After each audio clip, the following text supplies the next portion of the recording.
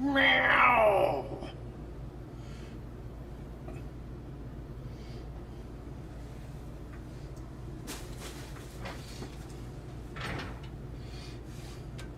This unexplored sector of the galaxy before heading back. Captain, the sixth planet in the system is Class M.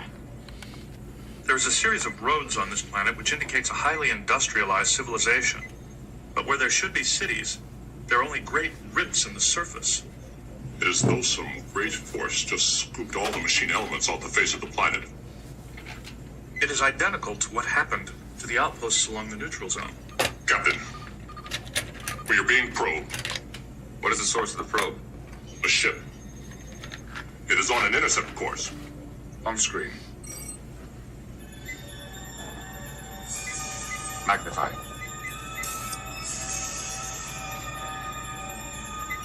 Full scan. Go to yellow alert. Going to yellow alert. Keep the shields down. We don't want to appear provocative. Aye, sir. Mr. Data, what can you tell us? The ship is strangely generalized in design. There is no specific bridge, no command center. There is no engineering section. I can identify no living quarters. Life signs. There is no indication of life. Lieutenant Worf, what is its alert status? I detect no shields, no weapons of any known design. Hailing frequencies. Open. This is Captain Jean-Luc Picard of the USS Enterprise.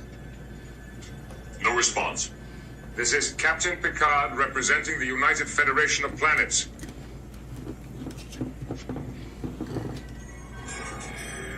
Shields up. Aye, sir. All decks, stand by.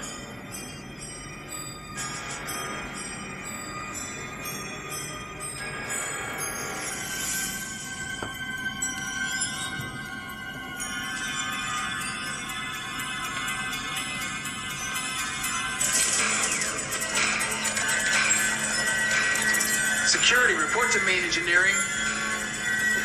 We have an intruder.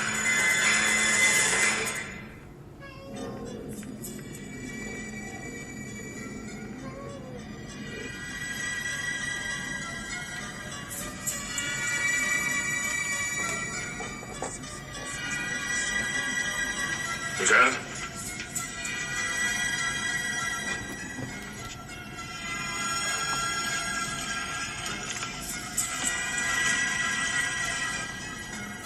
Status. It seemed to make a visual survey of the engine core, sir. Then it moved in here. Stop. I cannot allow you to interfere with the operation of this ship. Mr. Worf. Ensign.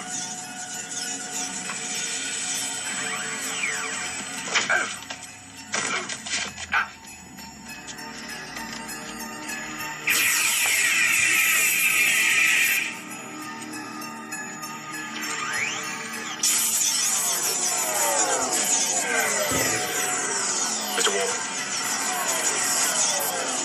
Use whatever means to neutralize the invader.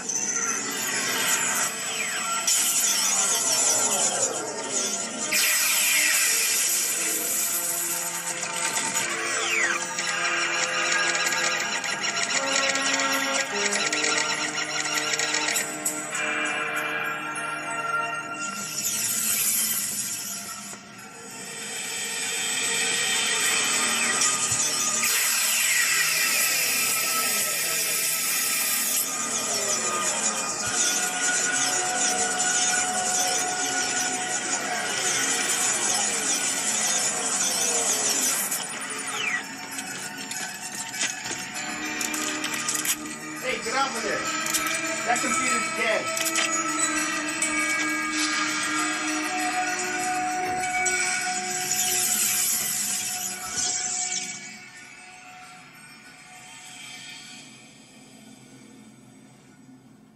Captain, we are being hailed. On screen.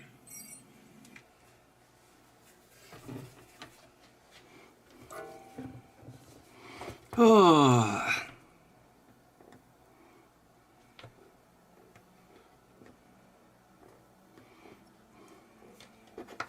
Great. Bud turned on the computer that cannot be turned off.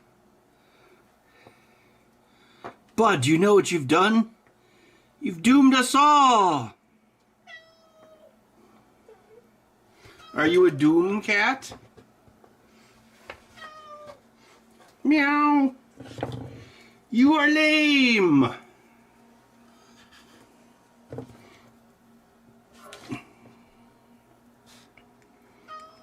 What? You already got dinner.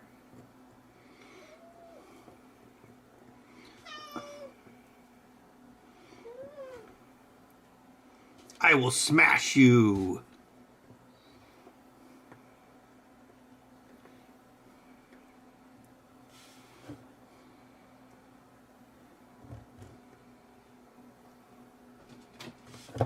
No, get off of there. No, don't. Don't do that.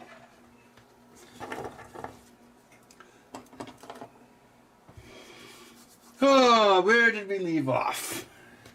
I got you now!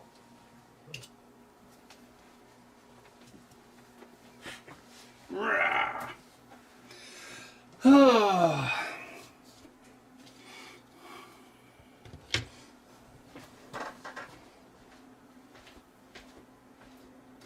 But this computer is supposed to be decommissioned. Kind of like you.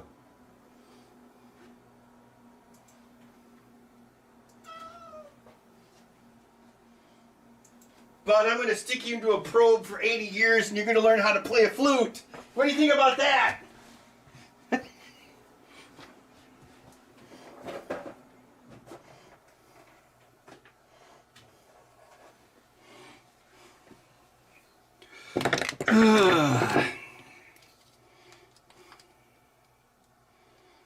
That machine is responsible for billions and billions of lives.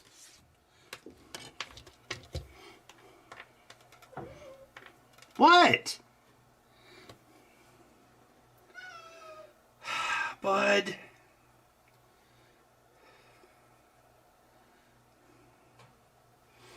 You need a job. I'm going to put you to work in the coal mine. What do you think about that? I got the black lung pop. Yeah, that's right. You're going into the coal mine. You're going to be a coal miner's daughter.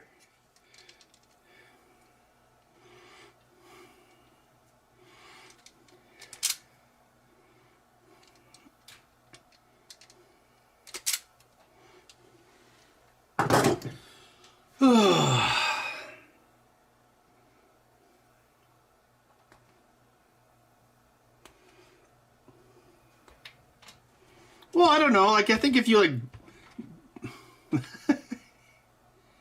well, maybe they were going to turn it into a museum or something.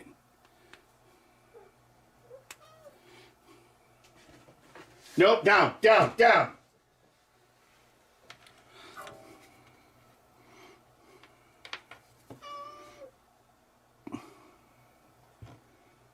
The more they overthink the plumbing, the easier it is to clog up the drain.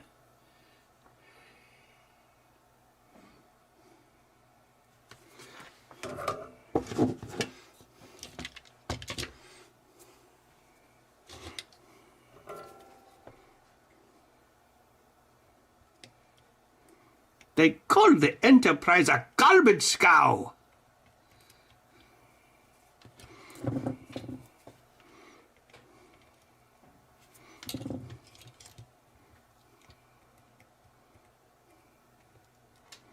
Yes, they are Klingons. We do not like to talk about it.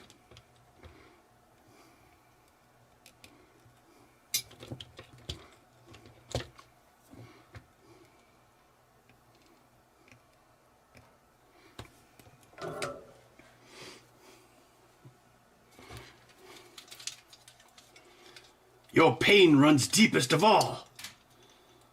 No, I need my pain. Spock!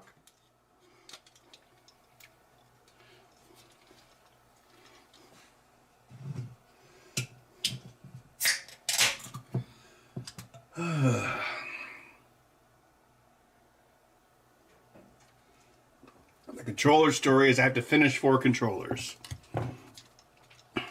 That is the story. What is it? Why are you a sad wiener? You get free food, free housing, free squishes. What are you complaining about?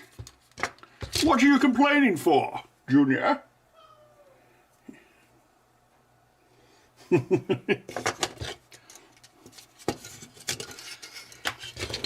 I'm sorry. I didn't mean to say the Enterprise should be hauling garbage. What I meant to say was the Enterprise should be hauled away as garbage.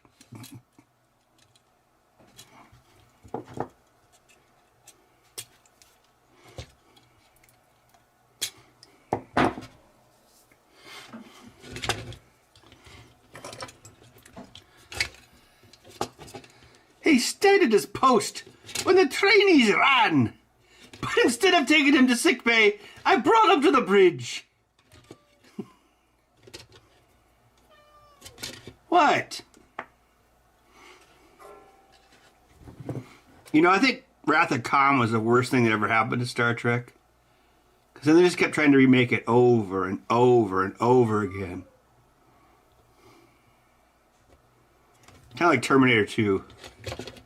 Same thing.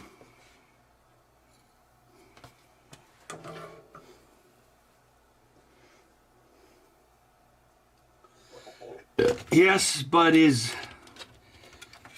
being whiny all of a sudden. He was really whiny this morning, too. What?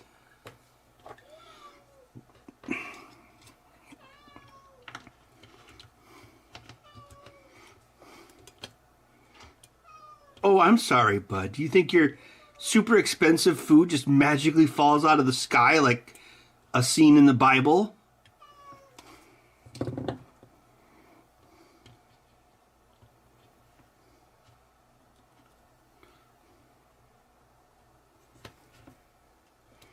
Well, I've got a revelation for you.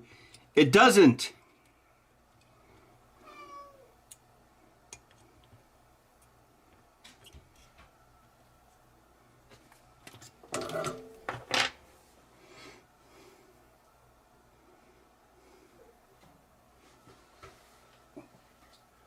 What are you doing up there?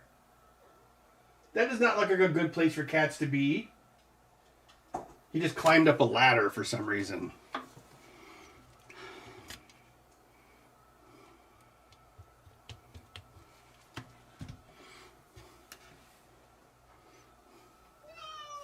What?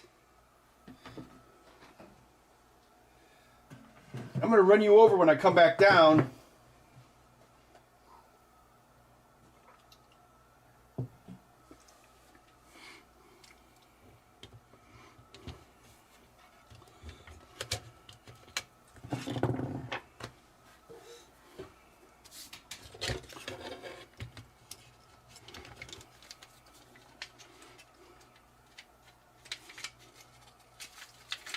They are Klingons. We do not like to talk about it.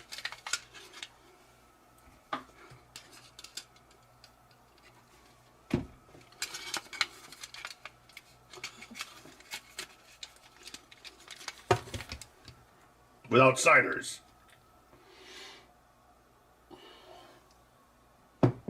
Go to your bucket home. Go to sleep in a pile of garbage like Newt from Aliens. You are Newt. You mostly whine at night. Mostly.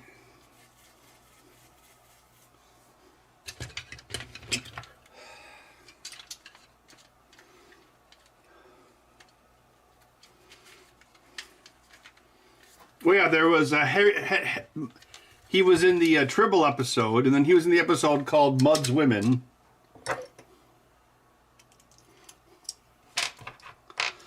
And I think there was a third.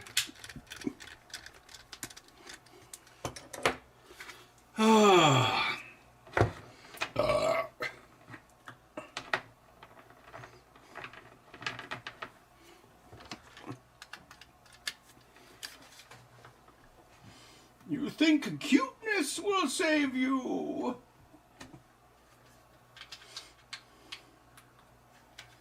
I was born with cuteness.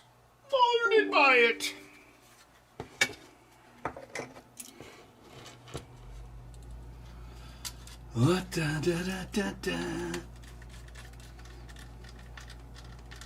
Oh, that was not Henry. Well, I guess I'm an idiot then.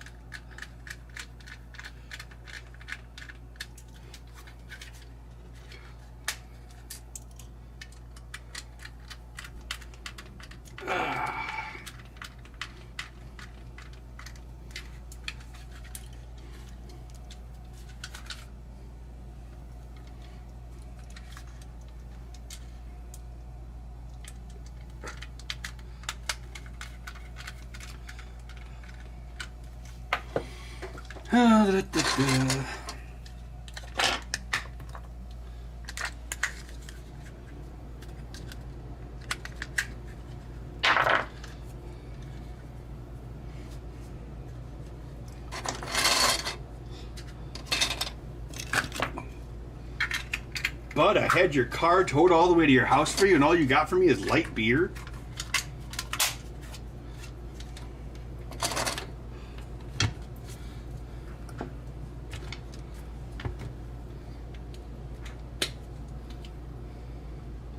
Catskillvania pinball? Well, I was thinking of making a quasi sequel to that using Godot engine.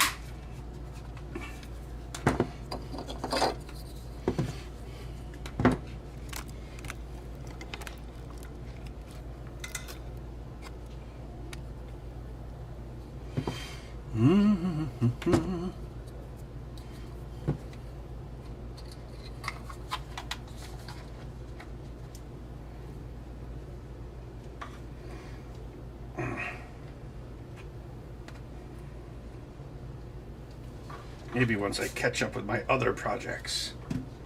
I still have a backlog. I still have to finish the Atari Kitten, the miniaturized Atari Lynx. I guess that would just be like an Atari cat, wouldn't it?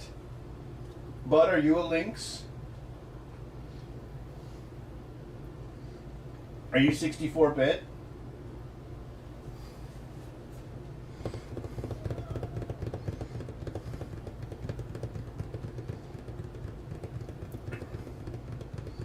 Well, it's L-I-T-E beer, because the first light beer was Miller Lite, and that's how they spelled it.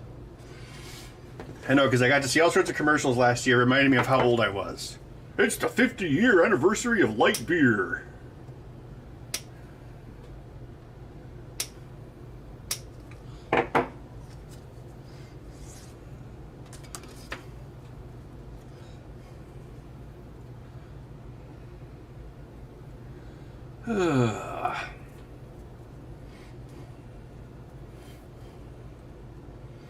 I don't have enough energy to make pinball machines when I have to program them all day. But maybe I'll make another game. Yes, the Gal Gadot engine. The engine's really nice to look at, but it's really hard to understand what it's saying. Kal-El, no! What is it?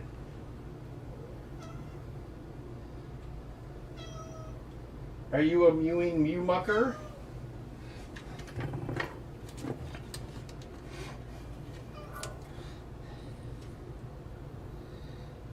Are you a sewer mewer? What is it? You got dinner. When your heartless mother abandoned you, anyone else would have drowned you. And this is the thanks I get for taking you in and raising you as my own.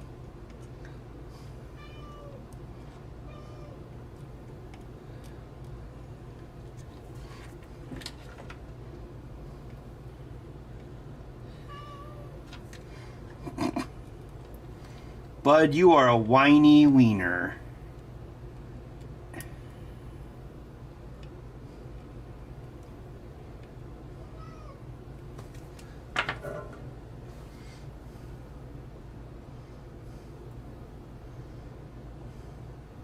A William Shatner Super Bowl commercial? It will help you shat?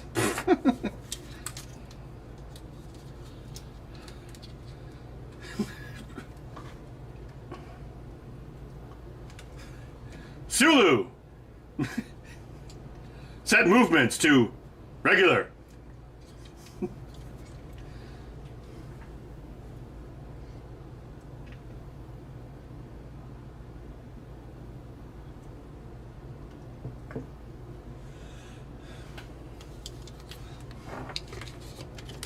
Of all the cats I've met in my travels, he was the most whiny. What? Why are you sad? You know, some cats have to live outside in the cold snow, like that stray cat. That would have been you, except for you were rescued by whoever. They chopped off your balls and then they sold you to me. You are my slave.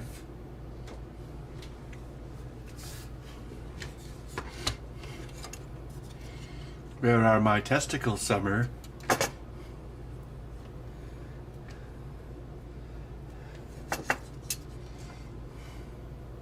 Yeah, Godot is like pretty... Yeah, it's not very big and it like... You don't even have to install it. I think it's like under a gig. That's pretty cool. Yeah. I need to like play around with it more. I just been... Well, I'm here building controllers. I might have to do this tomorrow night too. Well, actually, no, I can't. Well... Wait, no, I have like a repair I have to do. I had to order some more controllers, but of course, well, I complained about that yesterday. Send Bud to pagan? Yes. Well, it's spelled pagan like a pagan religion. Pagan. You have been a thorn in my side for far too long, Catatar. I shall parade you before your conquered peoples as the pathetic idol of a fallen ideal. I banish you to the world of pagan. No one here knows of the Catatar.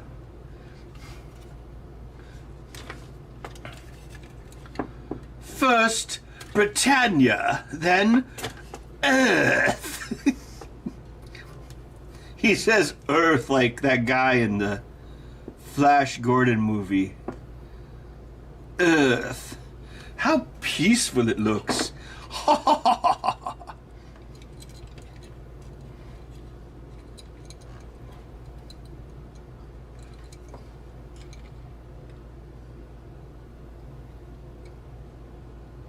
You have been a thorn in my side for far too long.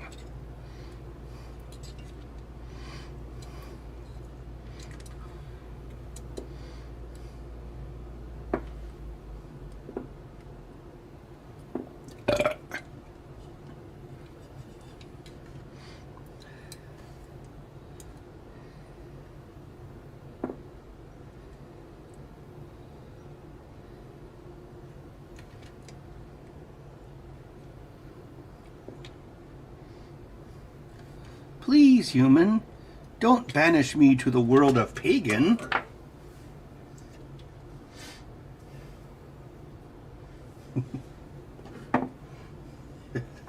How peaceful it looks.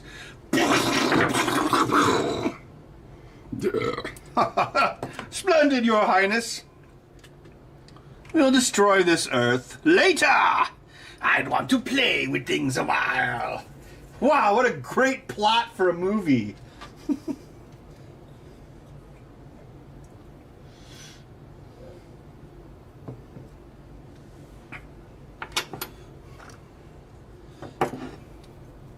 Flash. He's a miracle. He also doesn't do jack shit in the movie.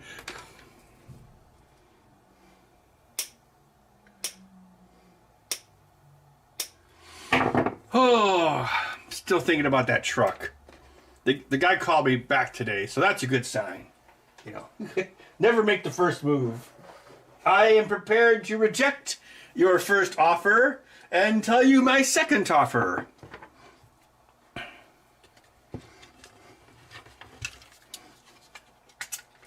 What the hell, Michael? You just cost me $60,000.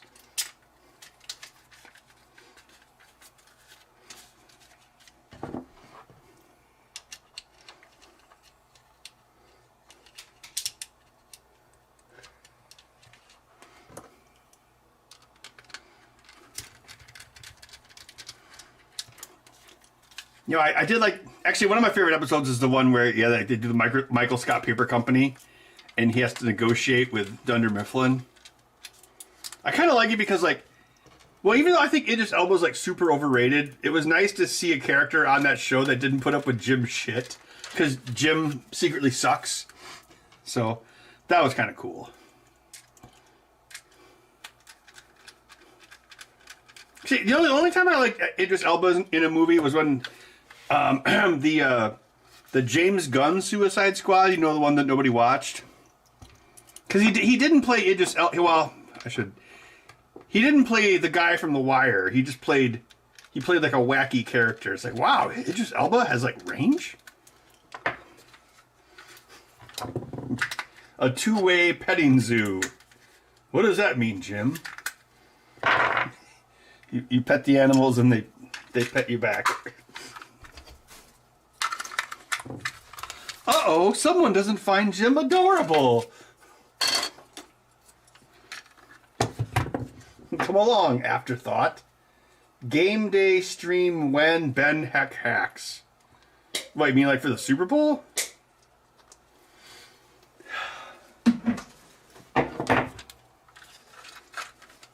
Or do you mean a stream of gameplay?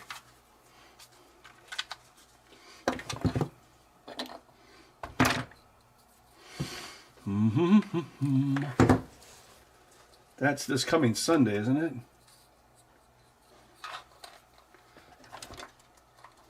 Flash. He's a miracle.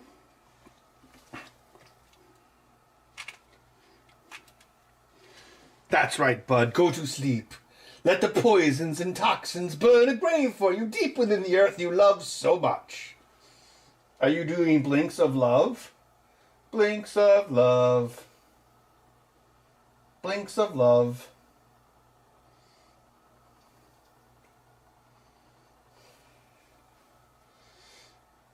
You better brush your teeth or you'll get gingivitis. Oh, do you mean Sprite Night? That was my idea for a stream. Sprite Night. With Roddy McDowell. Oh, it looks like I do have the... Okay, so I ran out of Hall Effect sensor things. And also, they've been... I don't know, they've been kind of weird. So I guess for this one, we're using the trim pots again. Trim pot, trim pot, trim pot. Trim pot. Shrimp tempura. Bud, he's annoying. He'll annoy every one of us.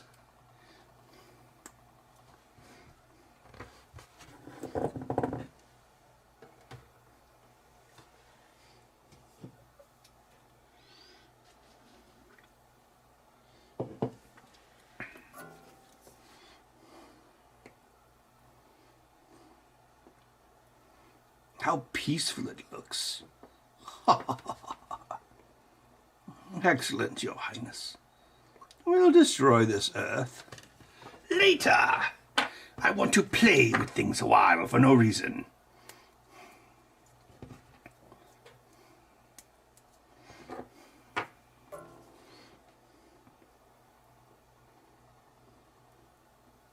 Here's a question for the chat. What was like the best Star Wars wannabe movie? And there were quite a few of them.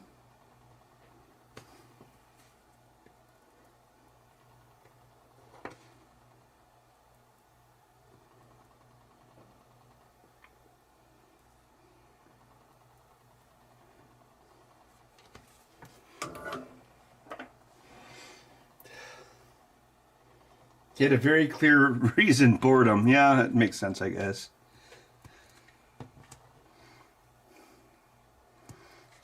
Oh, yes, you're right. Clytus, I'm bored.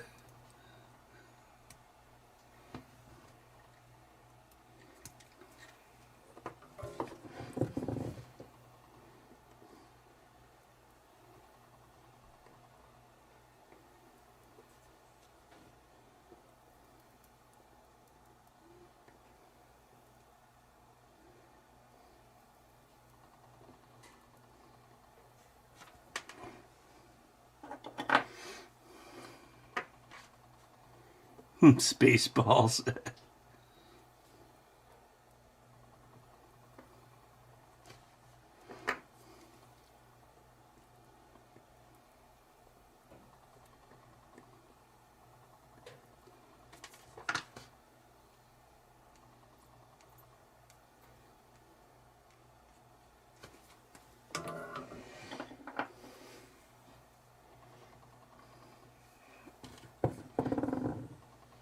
Bears beats Battlestar Galactica. Oh, Dark Star. That's an interesting choice.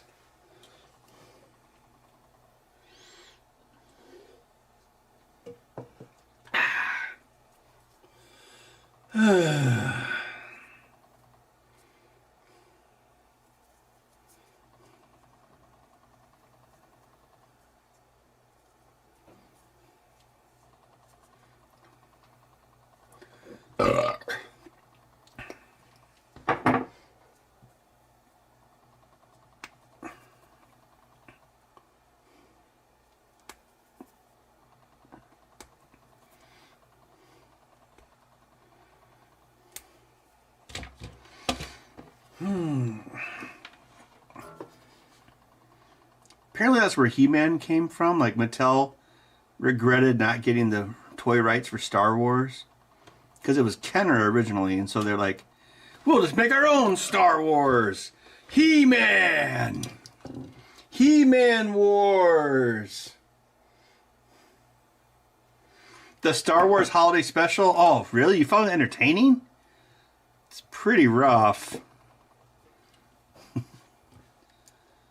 Don't worry, Chewie. I'll get you back and home for time for Life Day.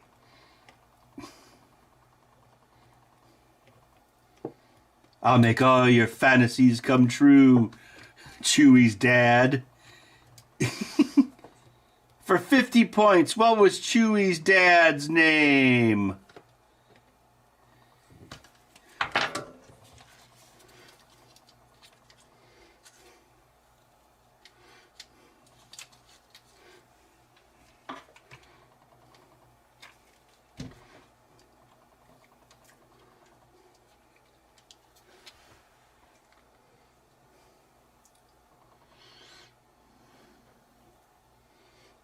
The Star Wars Holiday Special with special guest Jefferson Starship.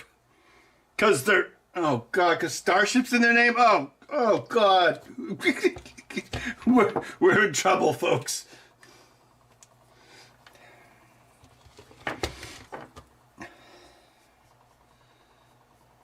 Yeah, well, Mark Hamill had like a bad car accident. That was right after Star Wars. Isn't that why they had him like immediately get hit in the face in Empire Strikes Back? By the Wampum? Whatever that snow thing was.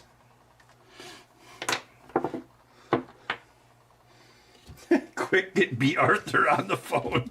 Yeah. Nothing says Star Wars like B. Arthur.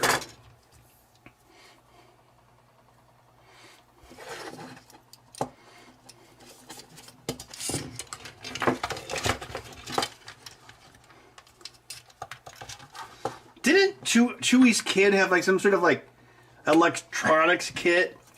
And then like there was like some video thing telling him how to put it together, and it was like just... Oh, God, it was so bad. Wampa? Okay, there we go. Mod Wars. Isn't the controller plastic shell getting scratched up on the surface?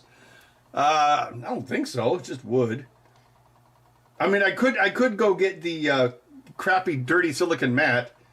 You've inspired me for a long time. Found you okay, the old Elmo 14 show. Oh, cool. I'm glad you liked it.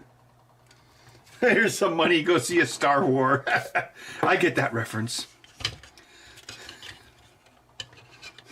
You boys know how to shovel coal.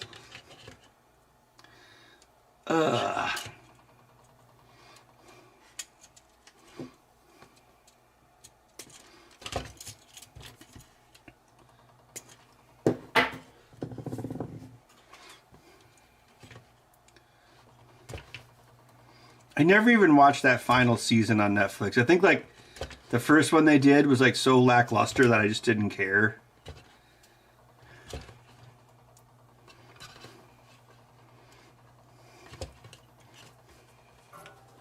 I haven't subscribed to Netflix in quite a long time. Hasn't been anything I want to watch.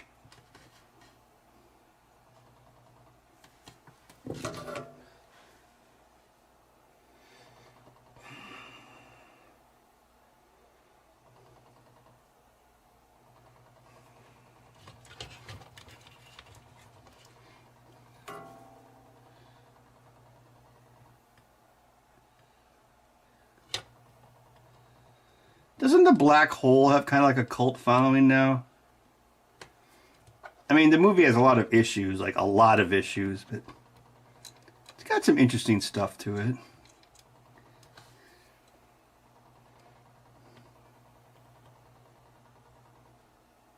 It's got a fantastic score by John Barry.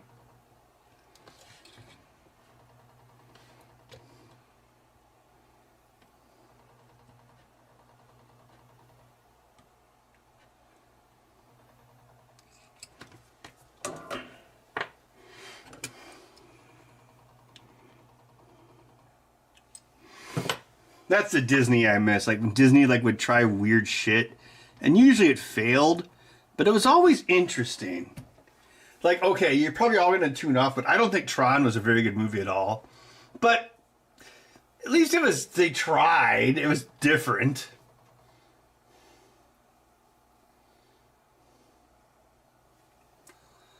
Yeah, I never saw it when I was a kid, so I probably would have loved it when I was like 6, but I didn't see it until I was in my 30s.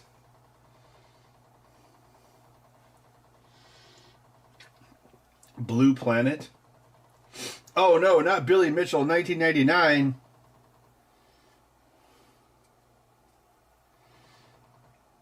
Yeah, Retro AC1, like, I remember, like, because I'd never seen Black Hole before because, well, I was too young when it came out, but,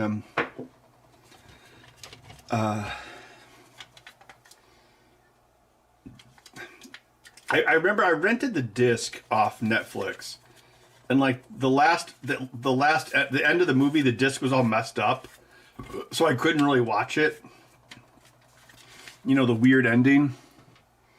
And then actually, when Disney Plus came out, the very first thing I watched was Black Hole, and that was like the first weekend Disney Plus was out, and the servers are all messed up. So again, it was like all messed up. So I've never really just been able to sit down and watch all of Black Hole.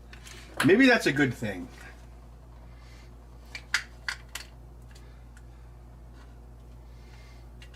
Disney was in the toilet, yeah.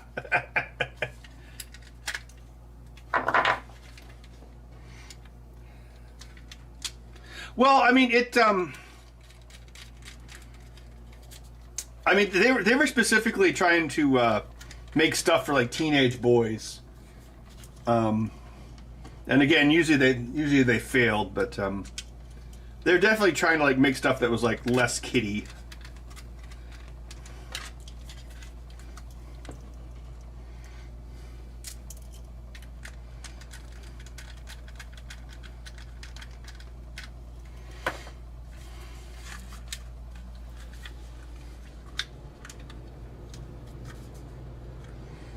Yeah, no, I'm, well, again, I did not see Tron back in the day, because, nobody did. It wasn't, yeah. Like, what the year Tron came out, we didn't go see Tron, we went to see E.T., and, what else was out that year? Well, I know we saw E.T., because everybody saw E.T. But, yeah, nobody watched Tron. And we didn't have a VCR until, I don't think we had a VCR until like the early 90s. So watching stuff on video wasn't really a thing. Well, we would like rent a VCR. That was actually a thing you would do back in the 80s if you didn't have one.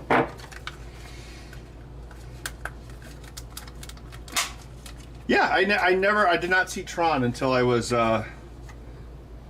yeah, I was probably in my 30s when I saw Tron. To me, Tron felt like The Matrix if they'd done it wrong. kind of like how the original Super Mario Brothers movie felt like Teenage Mutant Ninja Turtles if they'd done it wrong.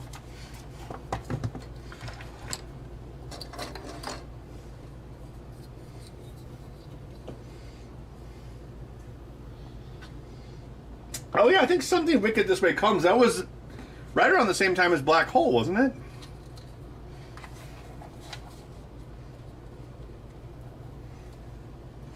Yeah, can you imagine Disney like adapting Ray Bradbury now? Like they probably would never do it because they'd be like, yeah, that would just be weird.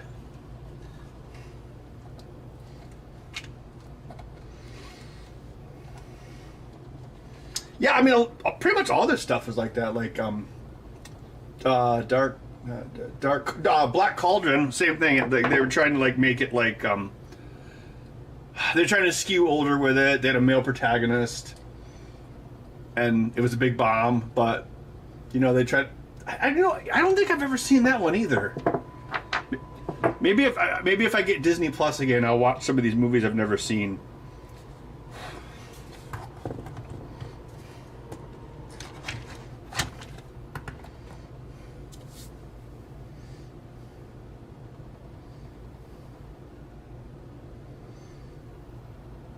Yeah,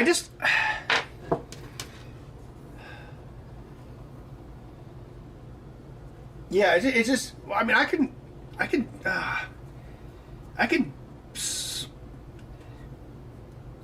definitely remember like 1984 because there was like a ton of like Gremlins was really heavily merchandised toward kids. Yeah, like you know they had like all the stickers and stuff. And probably also, God, I can't remember if we saw Temple of Doom. I don't think we did. I can't remember. Actually, yeah, I didn't see Ghostbusters in the theater either. Maybe we saw Gremlins. I can't remember actually. I know we never saw Goonies because again, Goonies was kind of a bomb. I remember we went to Neverending Story, but we didn't go to Transformers because. Yeah, isn't that weird? I did not see Transformers the movie in theaters because nobody did. I mean, I got it on video, but. Well, I mean, that's a really common thing. Like, there's a lot of classic movies that weren't successful in theaters.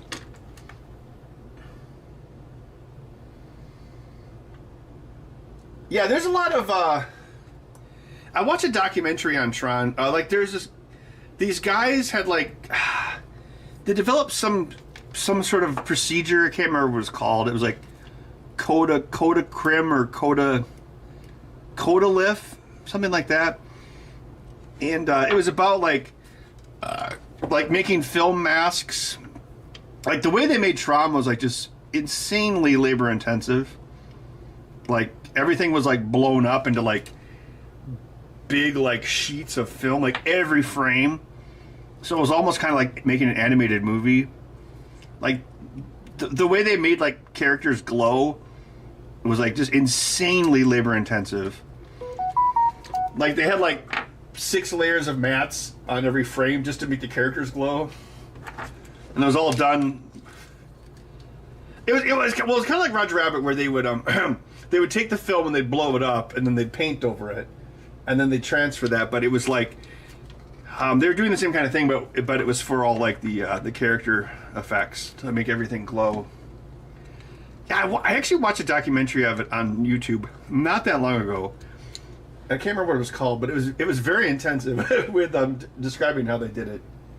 And it just seemed like it was like the most difficult way to make a movie. It's probably why the budget was so high and why it had a hard time making money.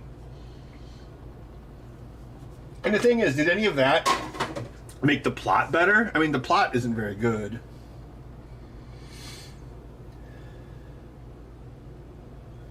Yeah, that sounds right, Retro AC. Yeah, I was like, what was it? And it was harder to make because they shot everything. What was it? They shot everything with a black background because if they would have done it with a white background, there would have been too many lights and it would have been like a fire hazard or something. So they shot. Yeah, they shot the actors were like shot on a black background, and they had to like it was insanely labor intensive.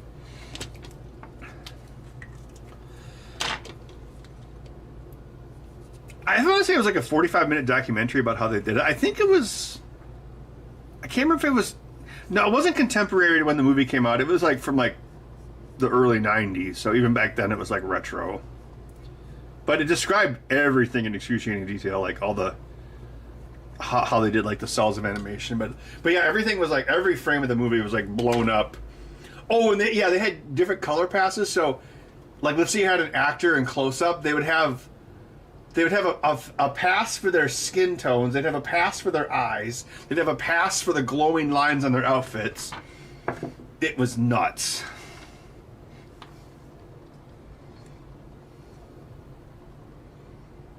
Oh, your uncle was in Tron? That's cool.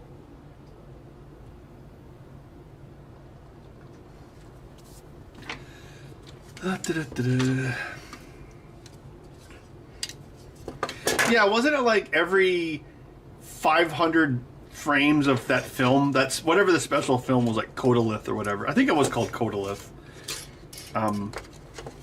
Like there was like a certain percentage of them like were bad quality control.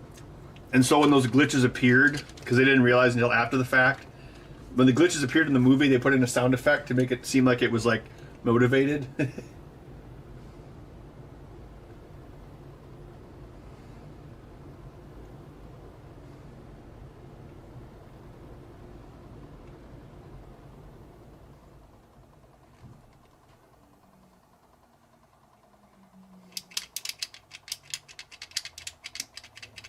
Oh, of course, Tron Guy. Yeah, who could forget Tron Guy? Excuse me. Let's see here. 1, 2, 3, 4, 5, 6, 7, 8.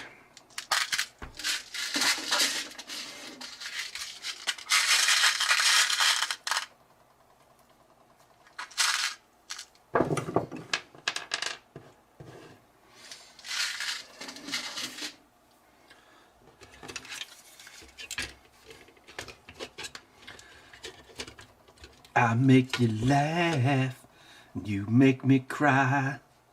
Think it's time for me to fly.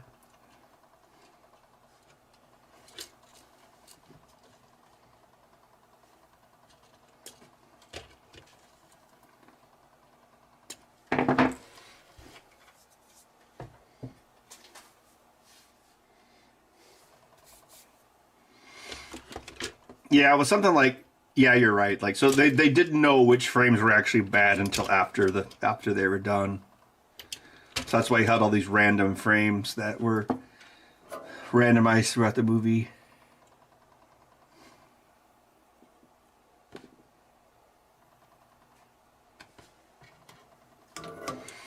I think John Lasseter was involved with that movie as well. Before Pixar, yeah, because that was before Pixar. Because Pixar started as a Lucasfilm computer graphics division, but that was after Tron.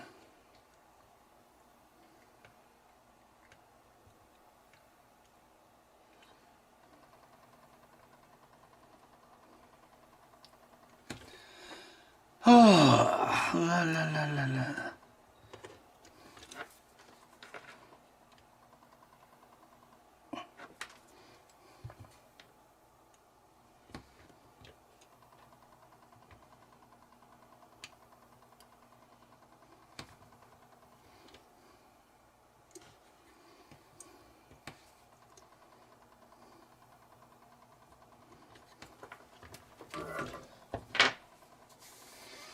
How's it going? It's all right.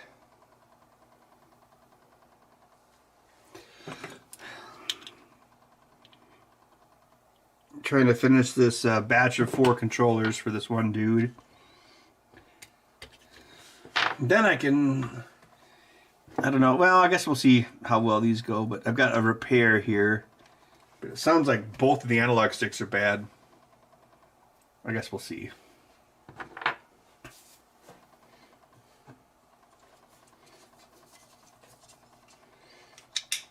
Yeah, retro AC. They talk about that in the documentary I mentioned.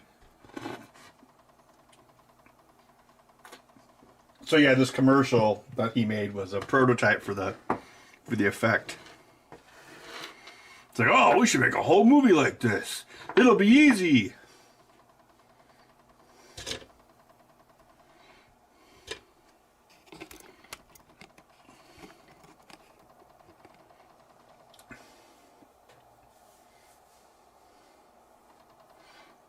Are you saying these controllers are a garbage scow? Hey, I have a dumb project idea. I'm still thinking about doing a Super 8 short film. That's why I'm reprogramming my scanner with a 10-bit mode for scanning the negatives. It's pretty close to being reprogrammed. But the Linux library's changed, so that's why I'm like, oh great. The code I wrote last summer only works on the previous version of the OS. Great, way to go, Linux. See, Windows can keep sucking as long as Linux does that kind of stuff. Maybe. You know, I see people online complain about Windows 11. Like, I don't even care about the AI stuff because you don't have to push the button. I just think like the search still sucks and the file handling. Like, I don't know if it's like scanning files pointlessly every time you do anything, but it still has that thing where you can click new folder and then the system's like, and then like 3 new folders appear. It's like, come on, fix that. Super 8 film is a negative.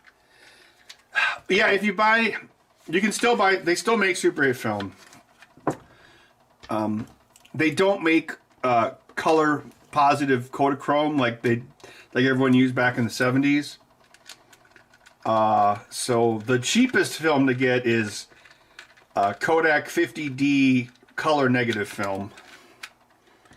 So you have to you get it developed. There's a place I use out in California, Pro 8mm. You get it developed, and they send the actual film back to you as developed negatives. So you have to I'll have to scan it in negative using the highest bit depth possible, which is why I wanted to like get 10-bit mode going.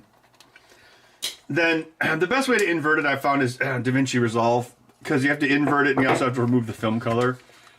Which if you invert it, the film color is green, because non-inverted it's orange.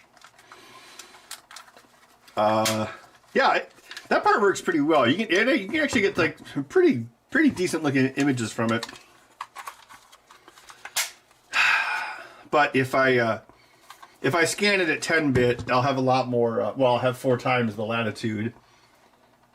Although the files are twice as large, because the 10-bit file requires 16-bit PNG or TIFF.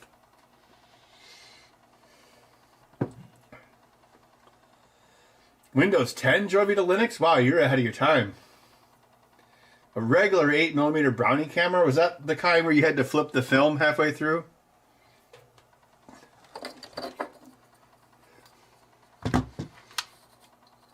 Oh yeah, I heard that Microsoft wanted to switch to Rust. Oh, they're gonna have AI. Oh, great, AI. Yeah, that'll be great.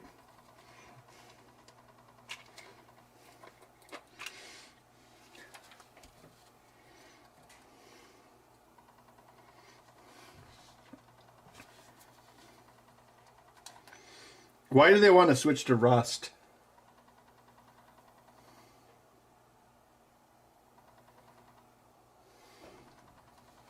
Yeah, Super 8 uses more of the film, so it has a larger exposed area.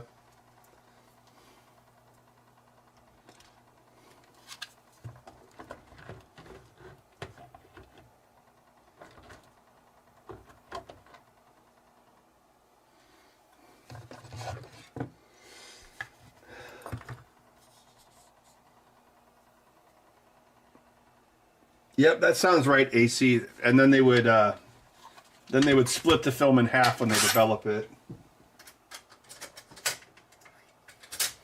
Yeah, that's the kind of film the Zapruder film was. Regular 8. Yeah, because Super 8 didn't exist in 1963. Or I think it had just been invented.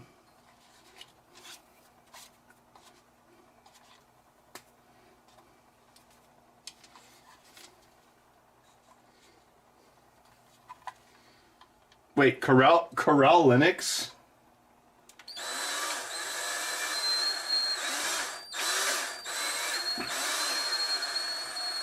Wow, that is old school.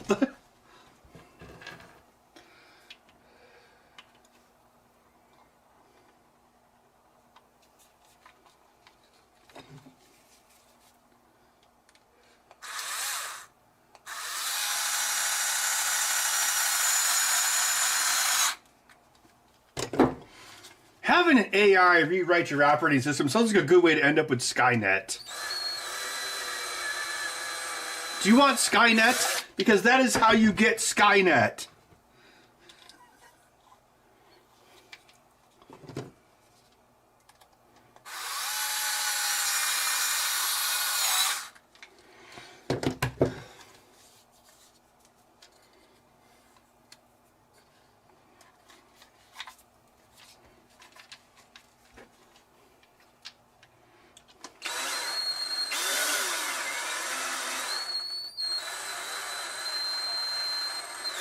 You know, I heard one time that like lawyers liked using WordPerfect over Office or Word because it had like better line numbering or something.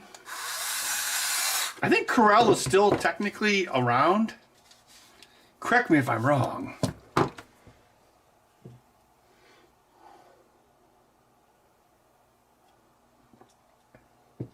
Didn't they at one point buy the Berlin database? Or am I thinking of someone else?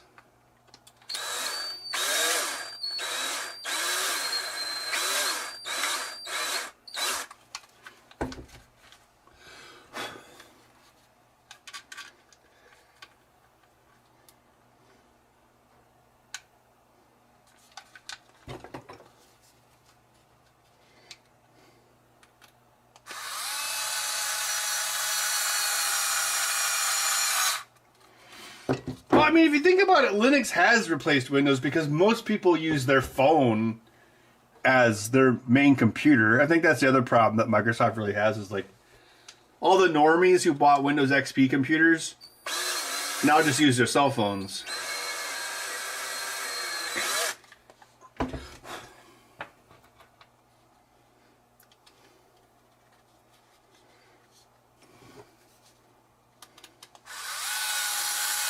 Yeah, Quattro Pro, that was Corel's database software. Kind of like, what was it, Microsoft Access? Do people still use Microsoft Access? I noticed it gets installed along with... Oh wait, it's not called Office anymore. The the Copilot 365 app. I saw that video. You know that one video who always makes, that guy who makes all like the Apple and Windows videos? He's got like kind of a weird British accent.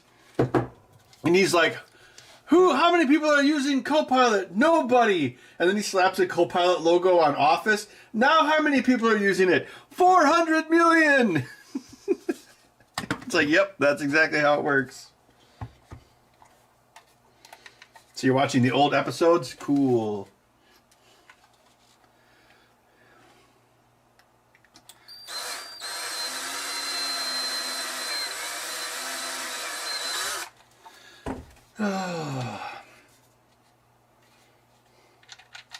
Legal form letters for WordPerfect. Yeah, apparently it was really big with like legal people.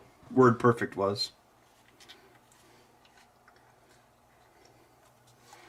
Oh, okay. That must be the connection to Borland that I was thinking about.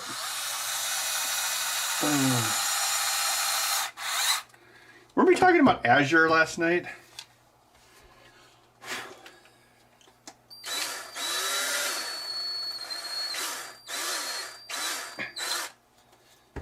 So Azure is number 2 behind AWS. So what about Oracle? Don't they also do a bunch of stuff, or are they more into like servers?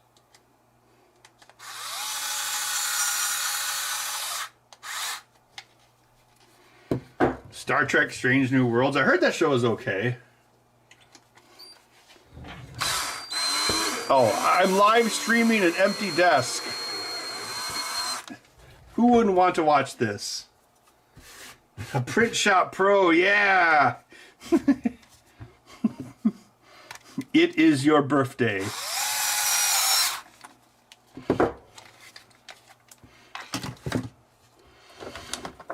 Oh, don't forget Paint Shop Pro.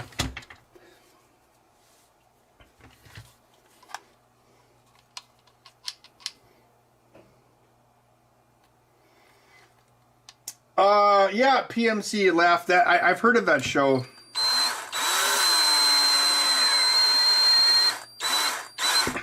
Yeah, that's Darren Aronofsky made that. It's a interesting move.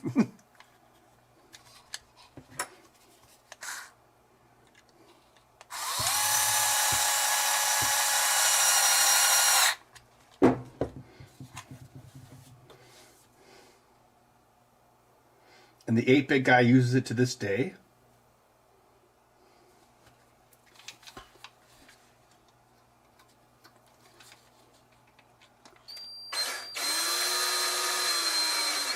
Oracle's been around for a very long time.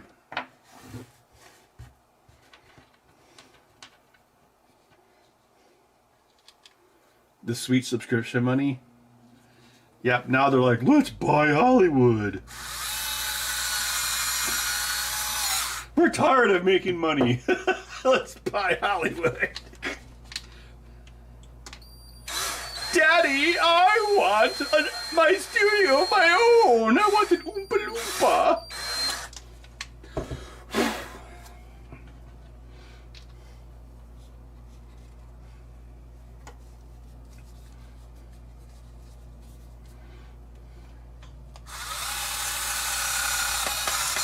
You know, for some reason I thought Microsoft had SQL, but I guess not.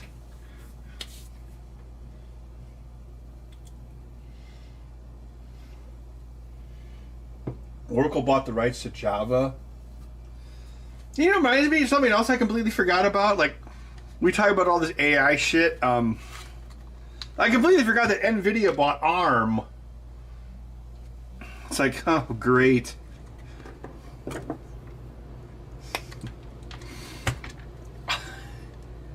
It's becoming that Onion article back when the Onion was funny. Latest mega merger reduces total number of companies to 3.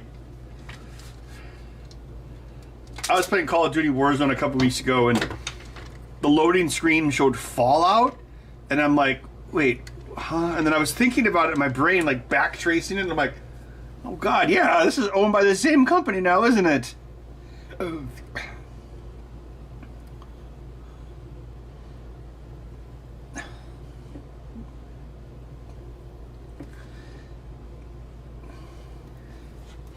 I still think Microsoft's going to buy Steam. Well, actually, I don't think Gabe would ever do that, but it'd be funny if it happened. Actually, it wouldn't be funny. I guess the reaction would be funny.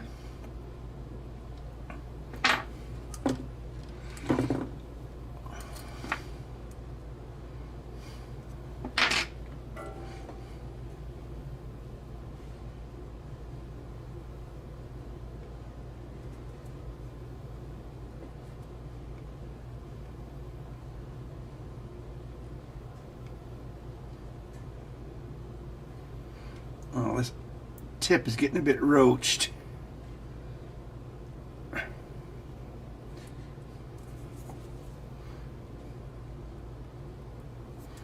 Oh wait, they already bought EA. Wait, I can't even keep track.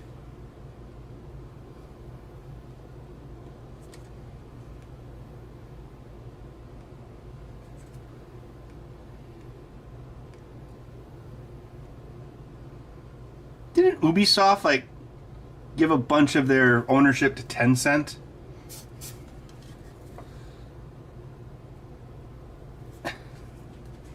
Yeah, it's really hard to keep track anymore. It's just like an endless parade of buyouts and BS.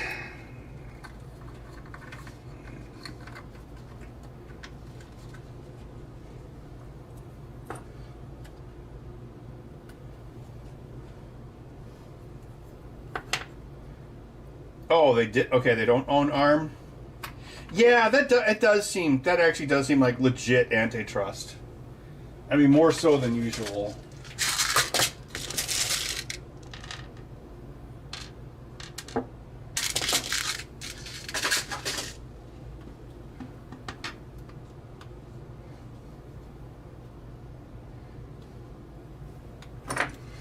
Hey, there's still rumors that Half-Life 3 might be real. Imagine if they made Half-Life 3 a GameCube exclusive. That would be funny. Well, actually, people probably wouldn't find it very... Well, I think it'd be funny.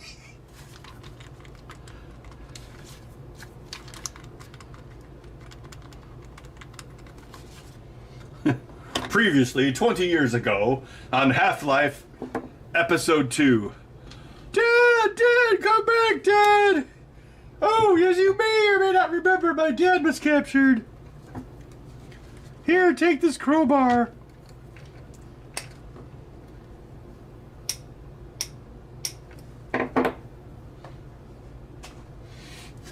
Walmart filling the Alien... Well, in Alien... Wait. Oh, yeah, in Alien Resurrection, Walmart bought Wayland Yutani, right?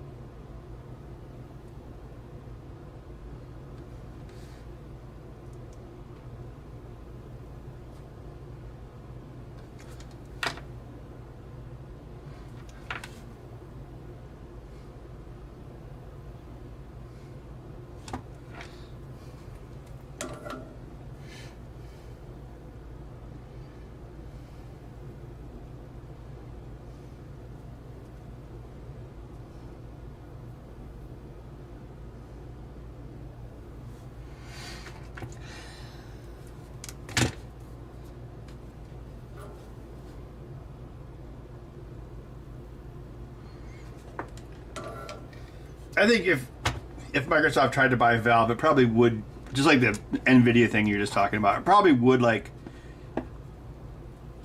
trip up some sort of antitrust. We're like, no, this is too much.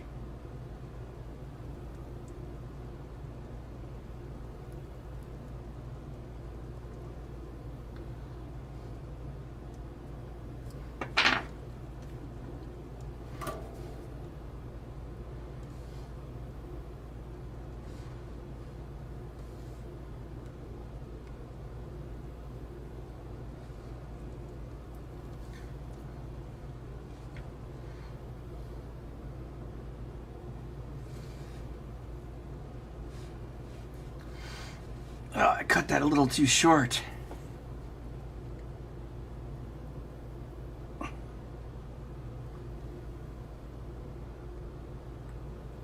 Walmart. Building better worlds.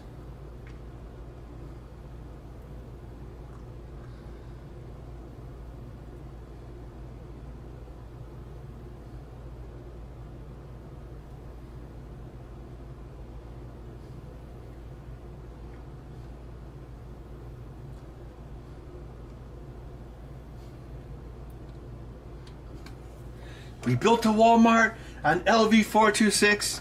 It was a bad call, Ripley. It was a bad call. Bad call. These customers are dead, Burke! But they got a great savings.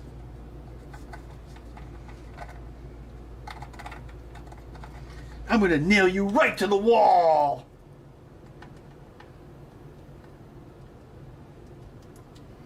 Do I ever get tired of the fumes from the melting? Nah, I guess not. I'm still alive. Mostly. They're dead, okay?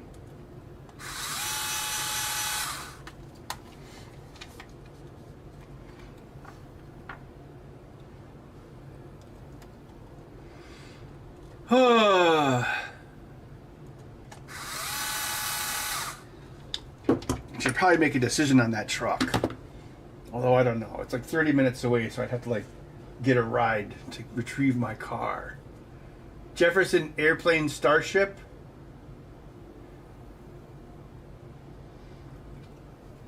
Yeah, Gabe Newell hates Microsoft.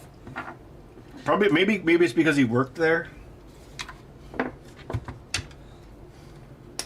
Maybe he knows something we don't.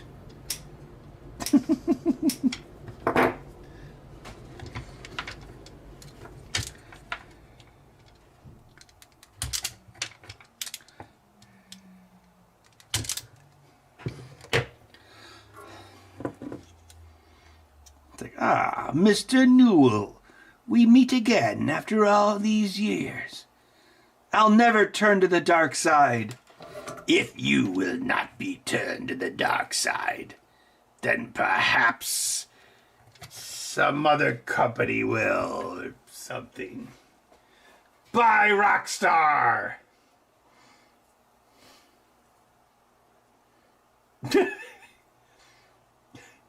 Are you thinking about buying that truck again? No, it is the same truck that I was thinking about, that I test drove on Saturday. But yes, I have not yet bought a truck, but I'm still thinking about it.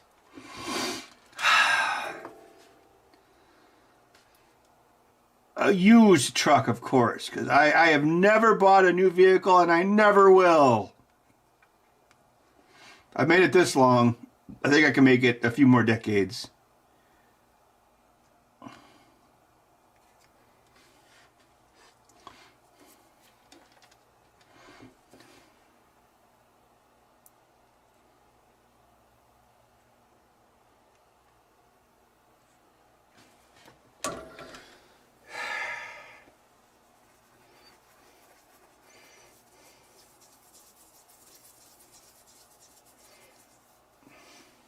There are no other women in the movies. Yeah. Yes. Star Wars was a sausage fest. Definitely.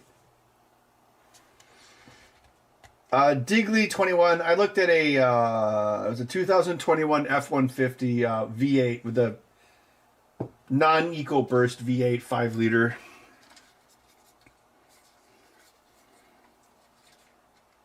It was pretty decent. They hadn't detailed it yet. Apparently they just got it. But, yeah, because I was thinking I could use it to, you know, I could put sheets of plywood in it from Menards, and I could, like, haul bricks with it. Because I do have a landscaping project I should do. Like, my south flower bed. The flower bed that's right there. Still... I redid. God, when did I redo the French? I think I redid that. I did that French drain in 2022. Yeah. So since then, and the flowers got all ripped up. So the flowers are like this mutant mess. So, but I want to like put landscaping stones down. Then it'll match the rest of the house. Yeah, because if I had a truck, I could just put. Did I? You know, yeah. Well, I think.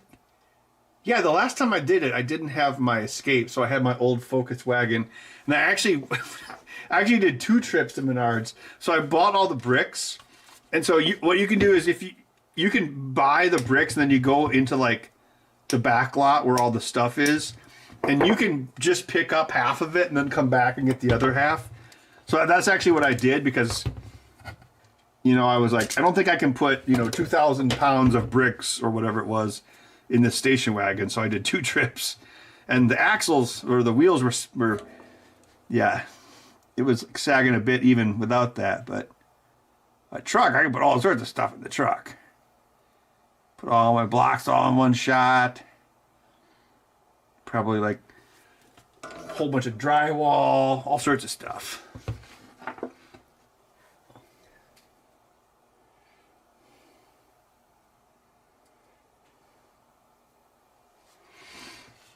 Yeah, I went and test drove it on Saturday. So I just got to think about it. I did call my insurance agent to get a quote. So I have that data. I think I'd probably keep my Escape.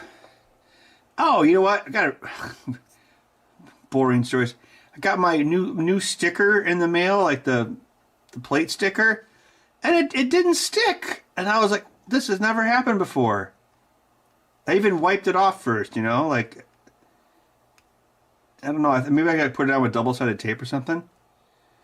Maybe they got like some new cheap stickers, because usually they stick really well, but this one didn't.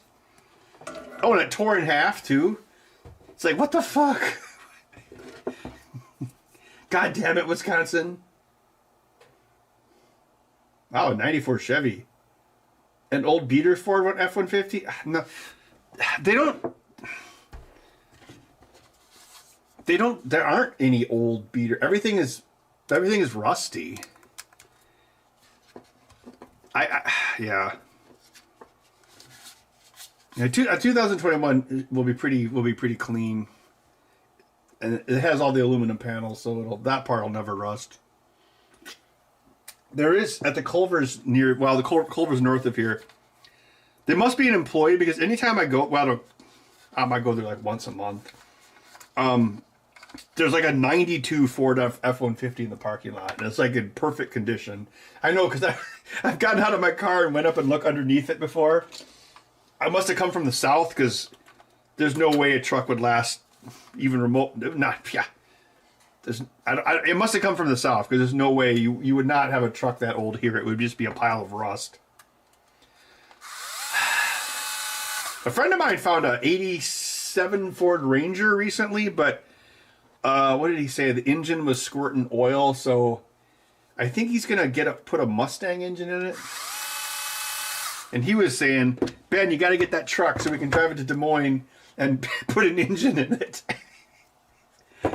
Yeah. It's kind of sad. It's like, wow, the guy gave it to me for $1,000, the truck. And it's like, yeah, 20 years ago, that truck would have been $100. It's crazy. You could pull Rangers out of a field for $300 20 years ago. Or 10 years ago. Yeah, in Wisconsin, it's like a reflective sticker that has the year on it. It's like a logo of the state and the year. And that's the registration sticker. So you peel off the backing and then you stick it onto the old sticker. And then you have like a whole pile of stickers. But this one wouldn't stick. So, I don't know, maybe I'll just put some double-sided tape on it. That's probably better than actually, like, calling the Department of Motor Vehicles. A fate worse than death. Very exciting stories. Oh, I've been, like, getting license plate renewal stickers in Wisconsin for, like, 30 years, and I've never had that happen.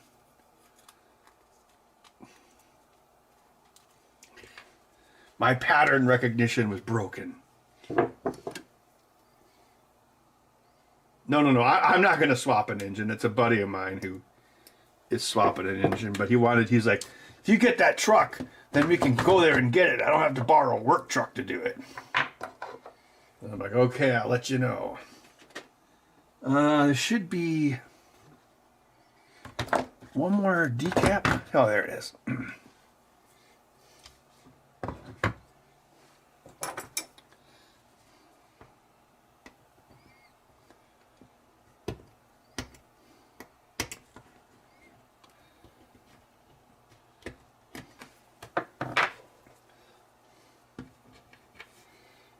So it's like Texas? Is that how it is in Texas?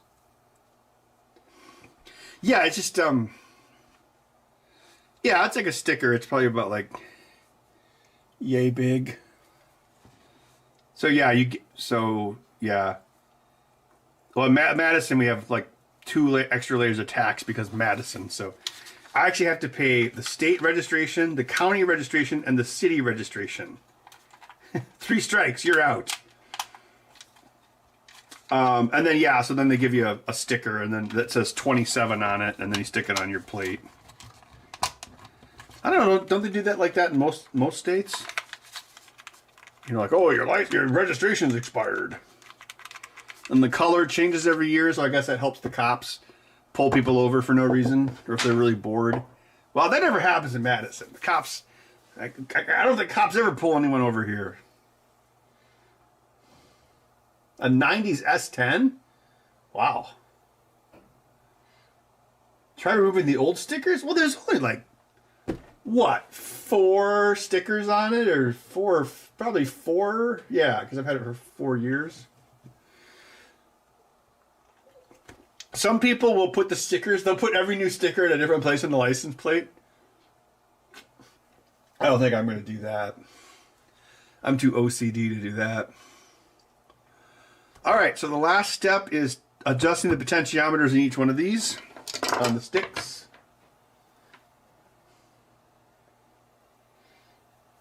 Yeah, I'll probably just put some double-sided tape on it. That should work. But I always kind of assumed those had like some sort of, you know, super tape, you know, to hold up to the elements.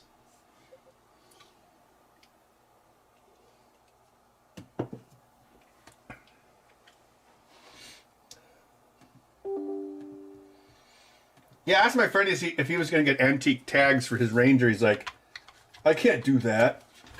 And I'm like, why not? He's like, well, didn't you know there's all these like weird restrictions in Wisconsin for collector's plates? And I was like, there is? And again, this is probably something I would have known if my car guy, Dad, didn't die when I was a kid. He's like, yeah, you have to own another vehicle. So the classic plate cannot be your only vehicle, and you can't drive it in January. And he's like, on the upside, you only have to register it once. So you only have to do the plate fee once, but it costs 200%.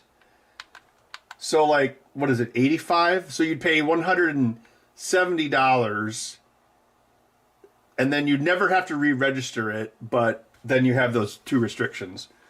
So obviously, you have to have another car because they still want to get your tax because, you know, it's a tax. I didn't realize. Maybe I don't know if that's like that in other states, but apparently that's the weird rule here in Wisconsin. He's like, it's going to be my daily driver. All right, that one's good. Oh, here we go.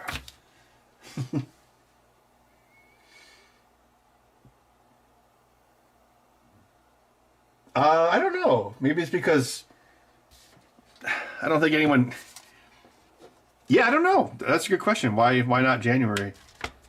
I think it's probably just some stupid restriction just so that you... It's probably to avoid the loophole of people just having antique cars and therefore not paying the tag tax every year, because it's a tax, let's be honest. So they probably picked January because it's like the least... If you got a classic vehicle, that's like the month where you probably wouldn't be driving it around anyway. I'm assuming that's why.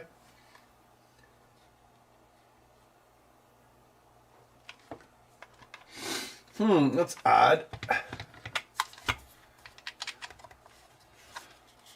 These pots aren't responding. Let's try another one. Another one.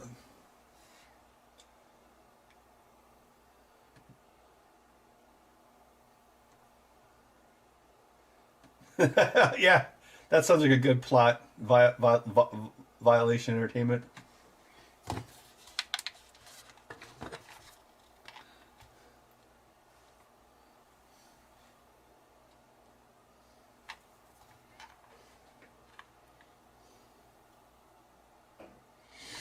I trained Marty to eat things that would make a billy goat puke.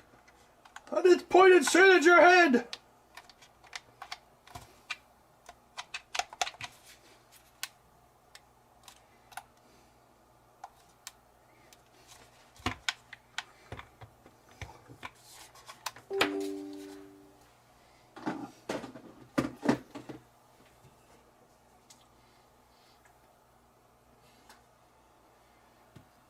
Resi gun, that sounds a lot more restrictive. Where's that at, Resi gun? Yeah, it just sounds like it's to prevent a loophole of you just, having infinite years of free car registration. At least here, I mean.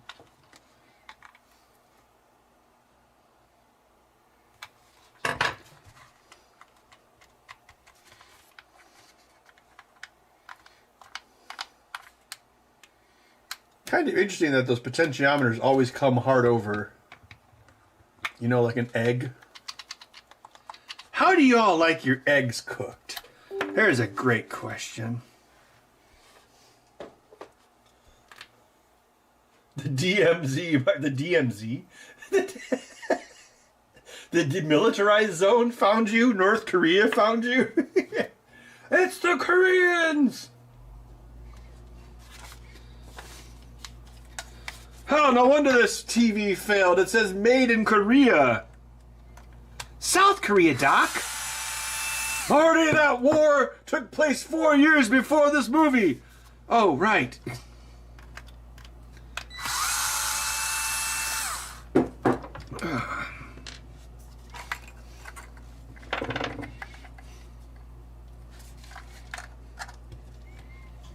Richard Nixon, the guy with the dog.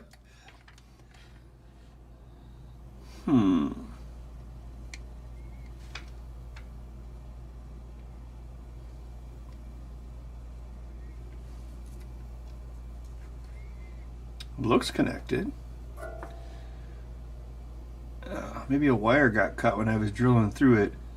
That does happen every once in like 5 blue moons.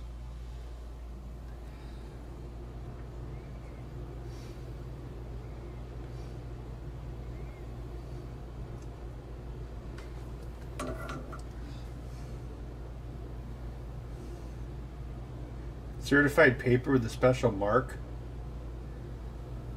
Wow, that sucks.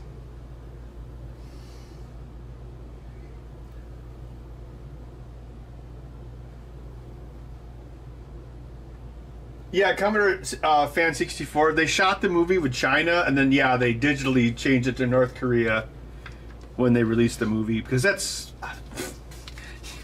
obviously North Korea could effectively stage an invasion of America.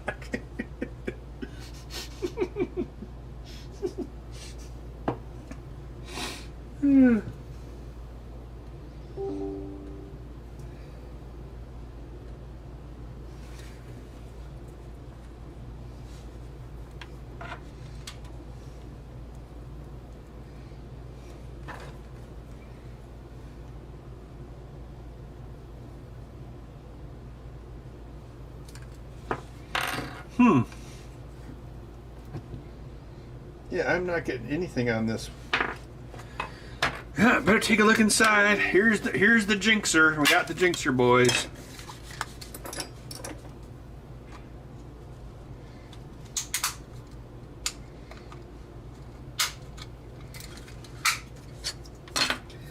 NCIS chemo. I was in Honolulu once, and I was surprised at like on the highways, like how many random abandoned, burned out cars there were. That was decades ago, but it was like, why are all these cars on fire? Or had been on fire. Is that because of the special insurance paper? Maybe that's why you needed the special paper.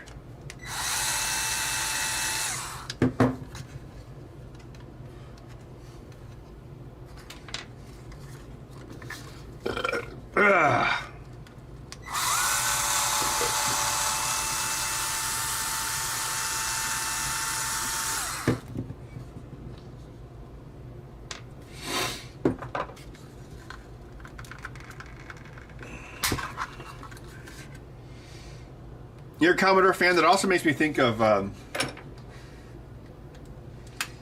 oh, since we were talking about Disney movies earlier, and the Rocketeer, like, it was so stupid. It's like Howard Hughes makes a jetpack, and then the Nazis are trying to steal it. It's like, did you guys ever read a history book? Didn't any of you go to Sunday school? So that's why they should remake Rocketeer, and they should like fix that part. They could make like Iron Man in World War II. I think that would be cool. So you have like a Captain America kind of dweeby guy, and then he's in France or something, and then they find a secret Nazi base, and the Americans find the rocket pack because the Germans would have built the rocket pack. Again, come on. History much?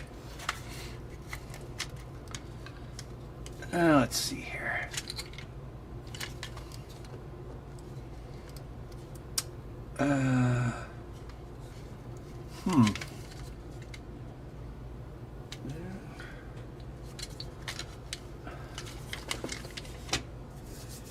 Congratulations, gentlemen.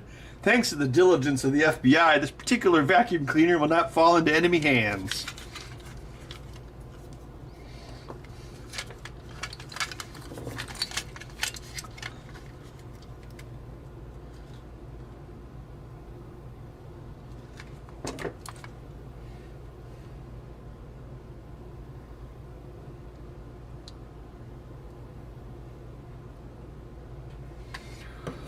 Huh, that's weird. I don't see anything obvious.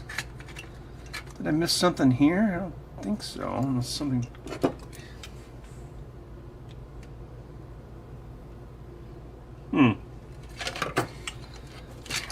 Yeah, well, either ground or VCC is missing. That's why nothing happened at all.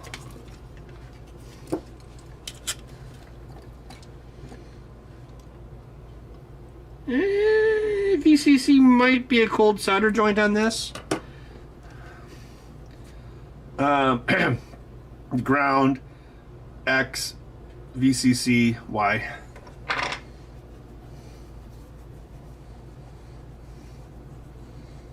Frozen is the most annoying movie ever made.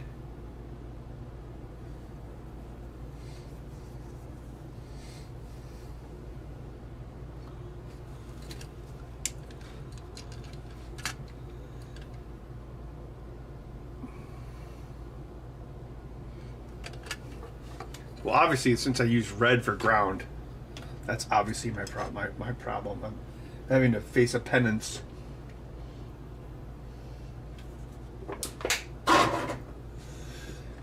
Cope beers.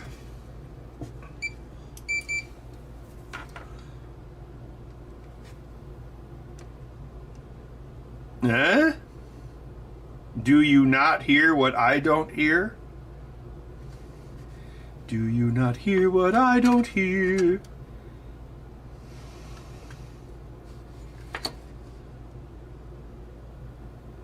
Yeah. Cold solder joint. Yeah, well, it shows you,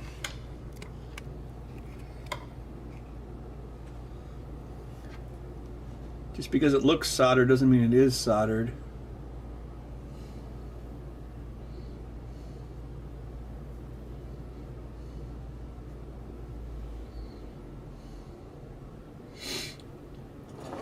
I don't remember being particularly impressed by Frozen. I guess it was okay. I don't know. I goofed it. Yep. I'm gonna go take a goofy leak, and then we'll fix this.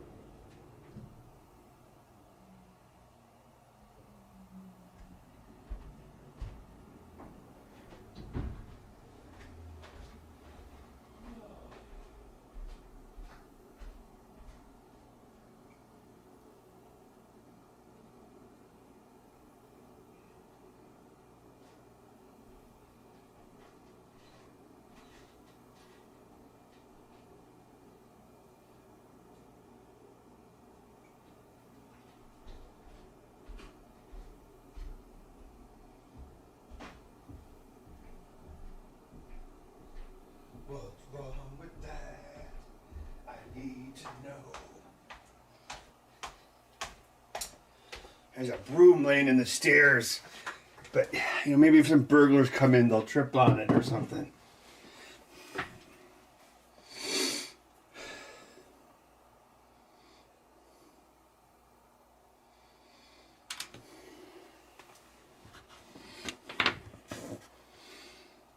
Yeah, I don't understand Avatar either, but I guess that's why I'm not James Cameron. Like, I'm like a, well, probably not anymore, but I was a huge freaking James Cameron fan.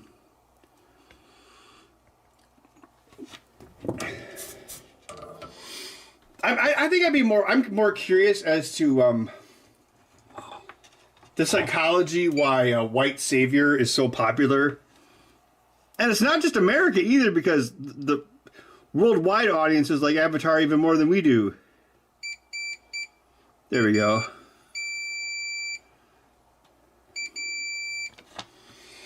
Beauty. Yeah, you know how there's always these articles about Avatar movies make all this money, but they don't stick in the public consciousness. And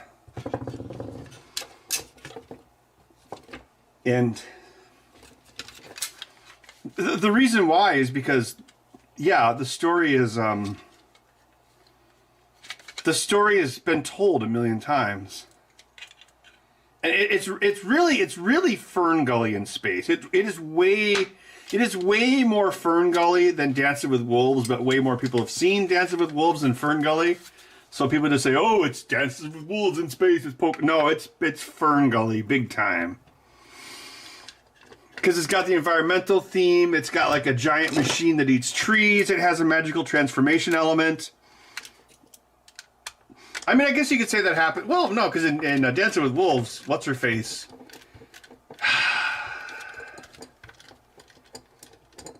Mary McDowell, she's white. She's not an Indian. So, but in Fern Gully, it's like this, white guy goes to the Amazon, and then he encounters like this race of like pixie fairies, and then he magically gets transformed into a miniature fairy, so it has magical transformation. And there's a machine that eats trees, so yeah, it's way closer to Fern Gully than Avatar, or than Dancing with Wolves.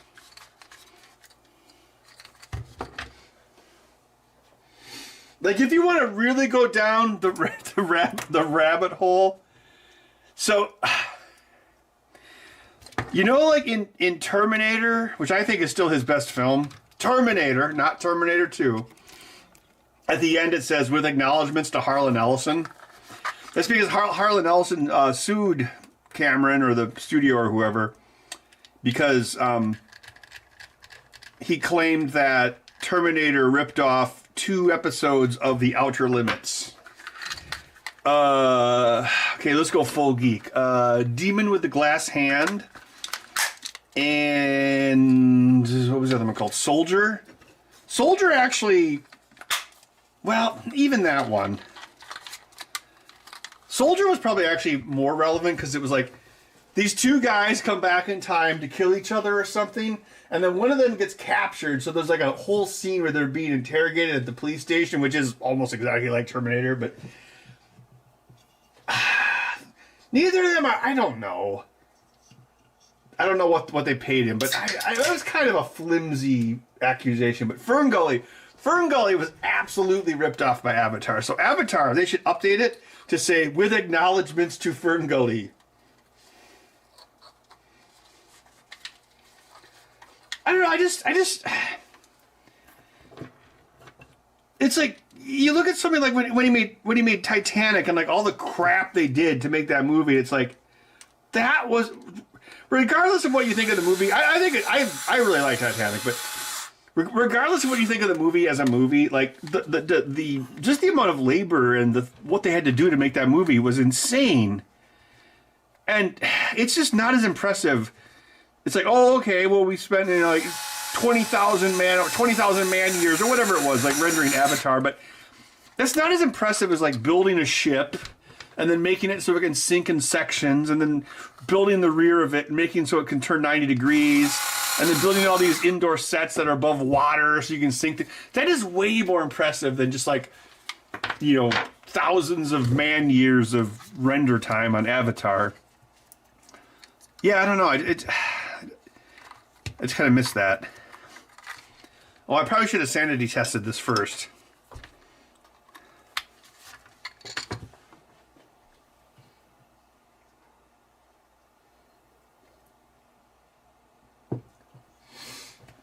Yeah, Demon with a Glass Hand. How's that for a deep cut?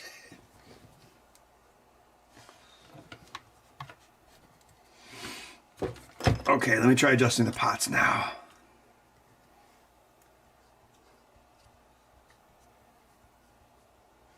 What?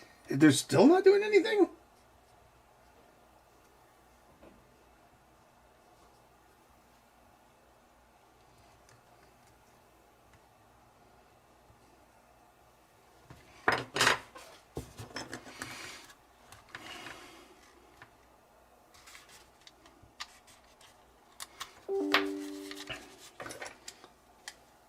I think Harlan Ellison's going to sue this controller. Didn't Fern Gully have like Robin Williams as like a bat that was like crazy or something? I think I don't have I don't know if I watched Fern Gully. Well wait, no, I think I did. Yeah, it was on some it was on some streaming service. You know, back when like everything was on Netflix? Yes, I did watch it. Because I'd heard same thing where like, you know, it's actually Fern Gully in space. So I'm like, okay, I better check this out. And I was like, holy crap, they're right. Oh, but back to the cultural relevance thing. Harlan Ellison was the Al Gore of short stories.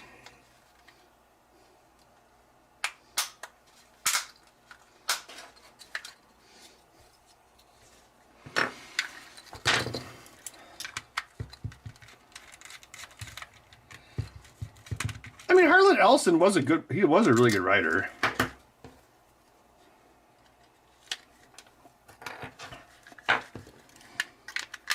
This is cursed. There's always one. Always one there are.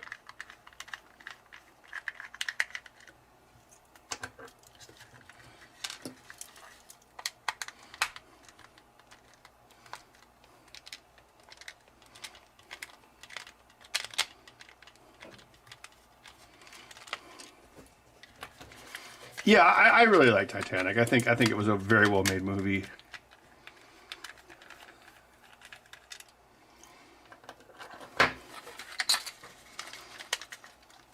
It's like the storytelling in it is top notch. Even like stuff like where they show the old woman the computer recreation of the ship sinking. That's great because they're really showing that to the audience. So the audience kind of knows what's going to happen in abbreviated form. So when it's happening during the movie, the audience already has the frame of reference of where they are in the story. And that's great because like one thing that, because we were talking about Flash Gordon earlier, like one thing that, as someone who used to watch like bad movies all the time, like on purpose, like for bad movie nights, like we used to do that like every other week.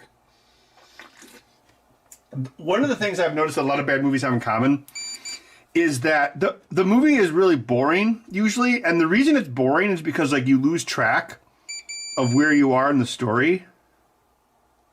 Are you kidding me?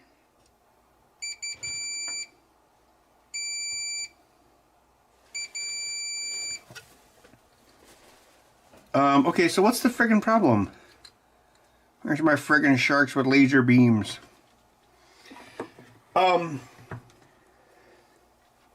Yeah, so you kind of lose track where you are in the story. So, like in Titanic, where they show the old lady the animation, it kind of gives you the framework of the movie you're about to watch.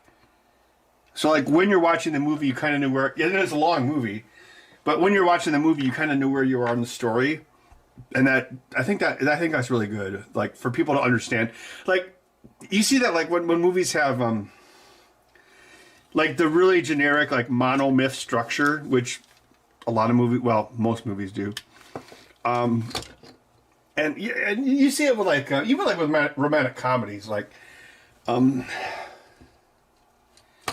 yeah, this is weird. Can I even short these out?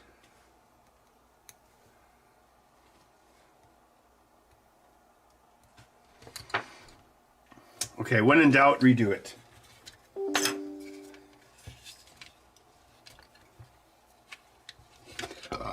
No, everything else seems to work. Well, here, we can sanity test this. Okay, so let's say you're watching a comedy, right? So comedies are usually pretty slavish to hero's journey or romantic comedy. So you know the part in every romantic comedy where there's like a misunderstanding and it's like, oh, you are still in love with someone else, or you still this, blah, blah, blah, or you're not really a prince. And then that happens, and there's usually a scene where someone like is crying, and then they're going to go to the airport, or they're going to leave, or they kind of go back to their old life. You know, if it's like, oh, I'm a party boy, and then, oh, I pissed off the girl, I'm going to go back to partying, right? There's always that scene near the end of a romantic comedy. And in monomyth, that's called magic flight. And so what happens is, we have all of this storytelling stuff so ingrained into our brains that when we see the magic flight scene in a movie, we automatically know, we're like, oh, okay, we are just about to enter Act 3 of the movie. It's kind of like a guidepost. And I think that helps keep the movies from seeming like they're too long.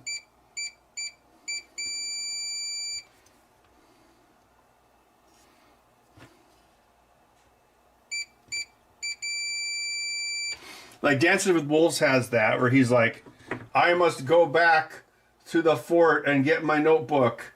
And then he does that, and then he gets captured. Or it happens in Avatar, where he's like, I'm going to go back and report to what's-his-face. And then he's like, I want you to blow up that tree.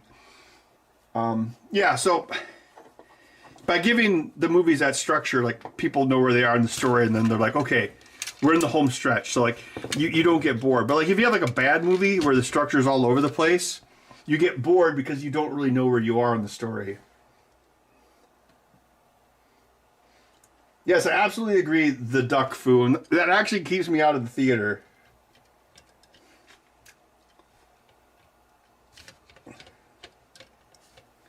Okay, are we getting any... Okay, this is weird. Oh, so going back to the Avatar cultural thing. So yeah, Avatar is a trope called white savior.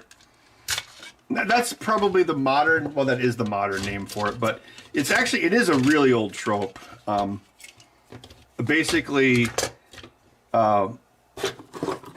a white person is the best blank. And Tarzan, a white person, is the best ape. A Princess of Mars, a white person, is the best... Okay, it doesn't have to be a white person, but, you know, a human. A human is the best Martian. A white guy is the best Indian. A white guy is the best samurai. A white guy is the best tree fairy. A white guy is the best Na'vi. So it's a really, really old trope. And that's why, like...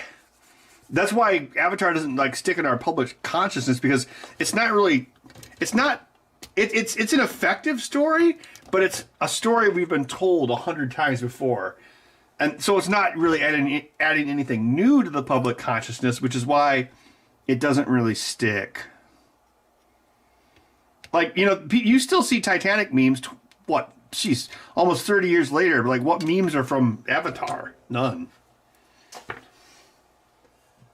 Or like one Sam Raimi Spider-Man movie has more memes than all the MCU. Well, the MCU has a decent amount of memes, but...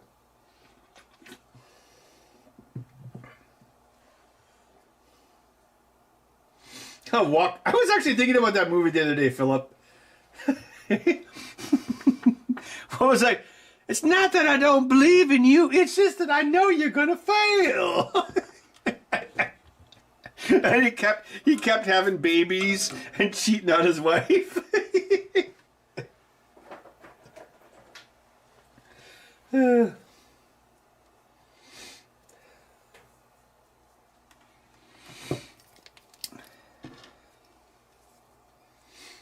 Yeah, the duck foo. I have a huge pet peeve with overly long movies.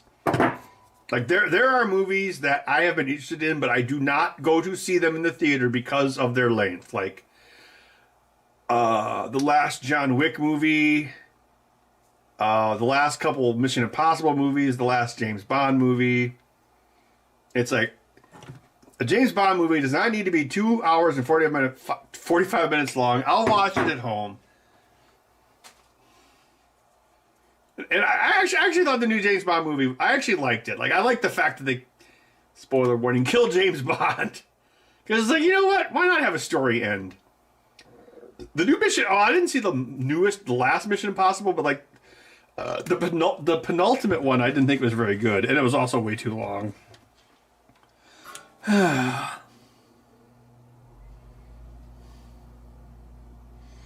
Anyway, that's why Avatar does not stick in our culture, because that story is already well installed in our culture. I think the more, I don't know, like there's got to be some sort of like deep psychological reason why like that resonates with people. And again, it's not just white people, because like Chinese people love Avatar. Maybe it's like the fantasy of like, oh, I'm just a dumb human, but if I go to another planet, I'm the smartest creature. It's probably something like that. You didn't see it, but your brain did.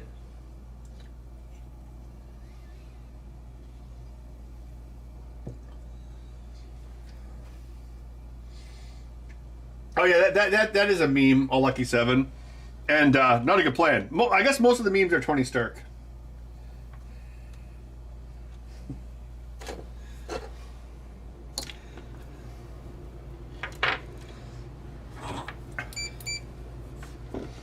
This controller is a meme.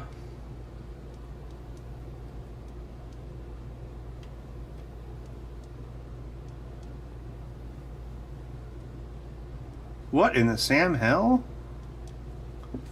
What?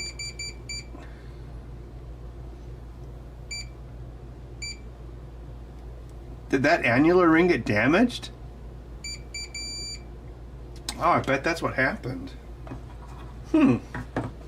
Well, that does actually happen more with these controllers than the old ones.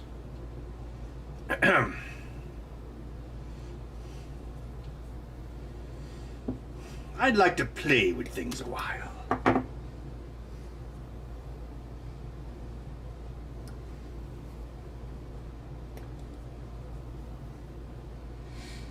I actually liked this. I didn't see the last Avatar movie because I heard it was even longer. So well. But the Way of Water, I actually liked that more than Avatar 1 because there wasn't hardly any mystical crap in it. Like, oh, the tree mother of blah, blah, blah, blah, blah. It's like, no.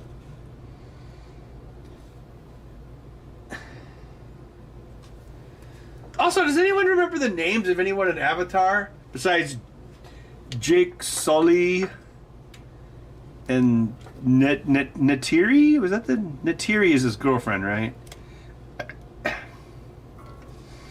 And Quaritch is the guy, the bad guy, who's really the hero if you think about it.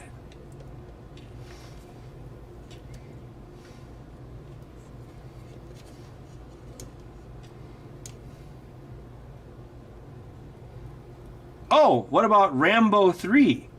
The best Taliban member is a white guy.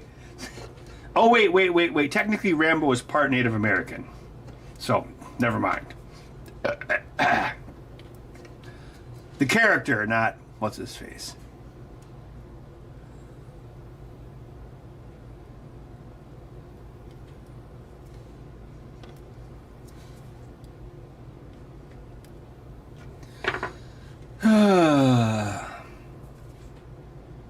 I'm coming for you, Murdoch.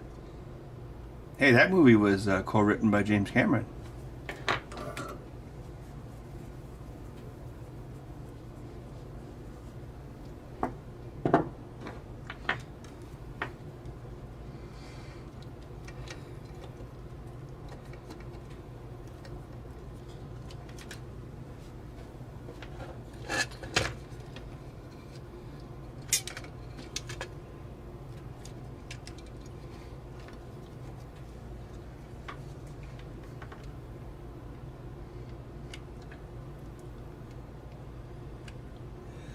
You betrayed your whole species for a piece of alien ass. That should have been a line in the movie. Oh wait, no. If that line was in the movie, the audience might be like, "Wait a minute, he's got a good point."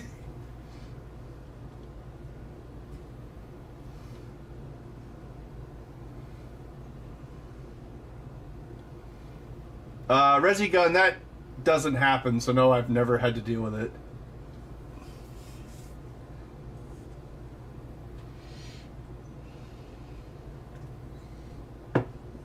Oh wait, that wire I threw away, that's still good. Ah. Yeah, I'll just use this on another one. Waste not, want not. Ah.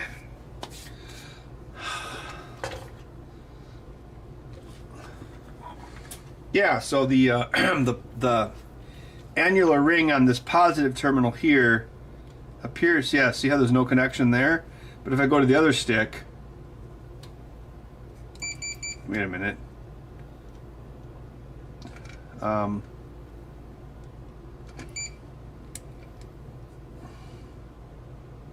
I taking crazy pills?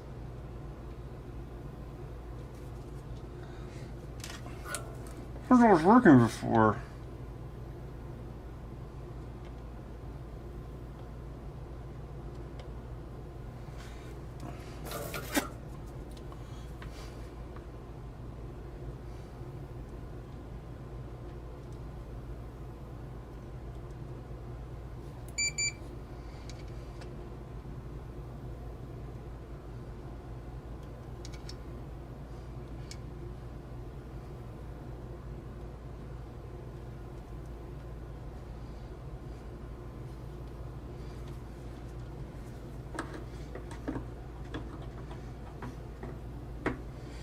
They have to be called Mission to Moscow.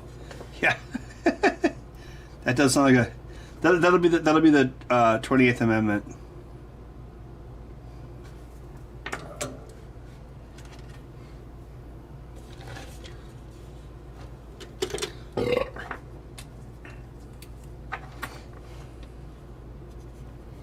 Yeah, Rambo 3 was pretty enjoyable, but he was technically fighting with the Taliban in it.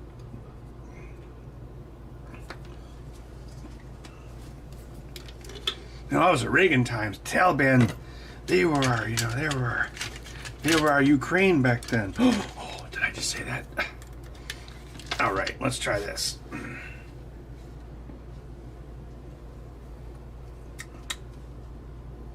Come on.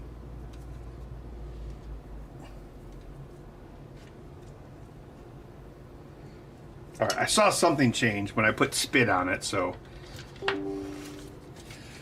maybe this time it'll work. Oh, Jesus. The 80-20 rule going on this bitch.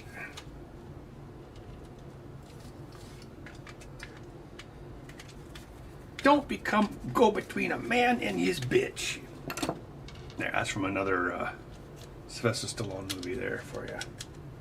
Got another explosion for your movie kids. See, I always thought they should have made Rambo 4 after 9/11, and he goes back to Afghanistan, and he's like, I thought we were friends. Did friends do that? We're not friends anymore. That's not the kind of friends what I didn't learn when I left my brothers in Vietnam. At least Vietnam didn't do that. Like, wow, what a rousing speech. I'm not sure what he said, but I feel moved.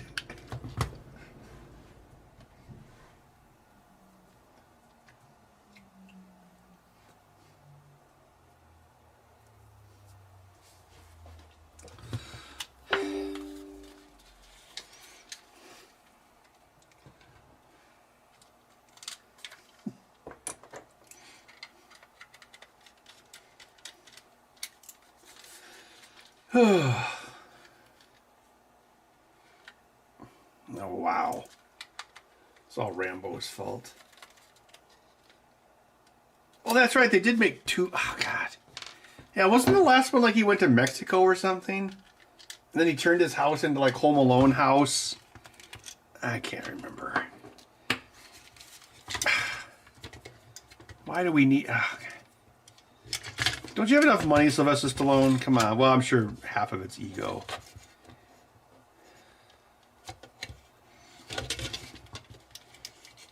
I mean, is it ego, or is it like, I'm Sir Patrick Stewart. Some of my grandchildren don't own their own mansions yet. So I guess I'll make Picard season 3. That's probably what happened.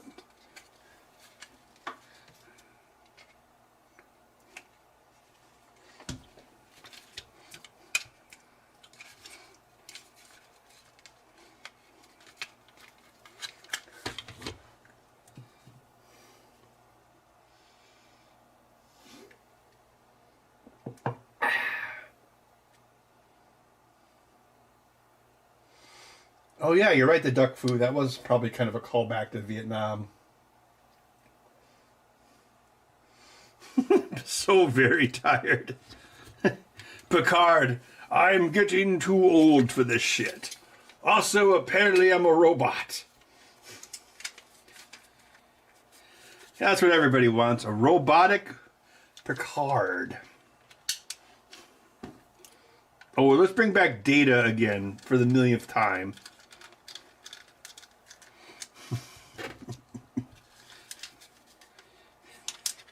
We're really excited to bring Data back because Data was Picard's best friend. Because we never actually watched the show. We only watched... Yeah, I think that's a problem with like fake Star Trek is like they clearly never watched the show. They just watched the Star Trek Next Gen movies in which Picard did not play Picard. Don't tell anyone.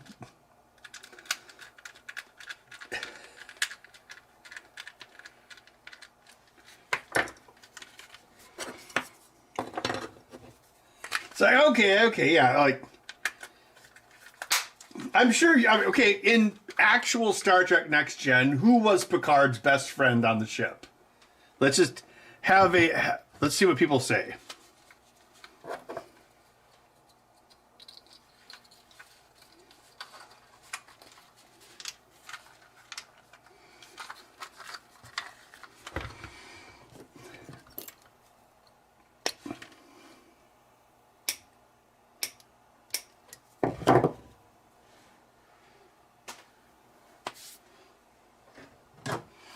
I mean, Data's best friend was Geordi. Like, what a shock that the nerdy engineer who can't get laid would be best friends with a robot. But, yes. But Data was not Picard's best friend.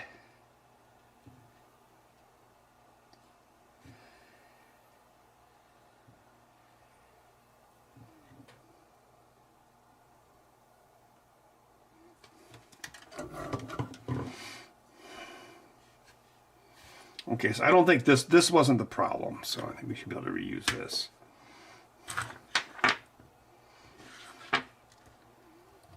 Ugh. Data and Tasha are. Yes, they were best friends, obviously. Only once she realized that he was fully functional.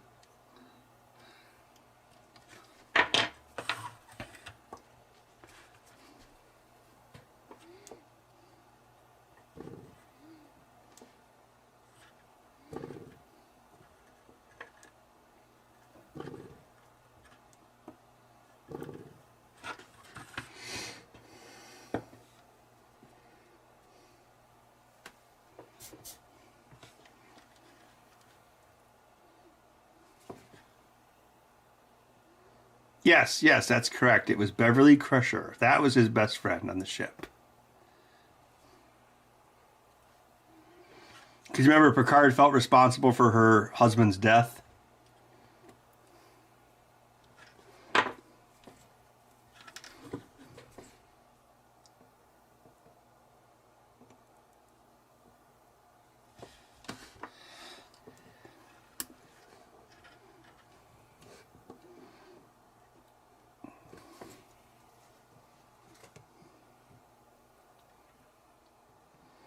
See, if he wasn't best friends with Beverly Crusher, Wesley would have been out the airlock, like, right away.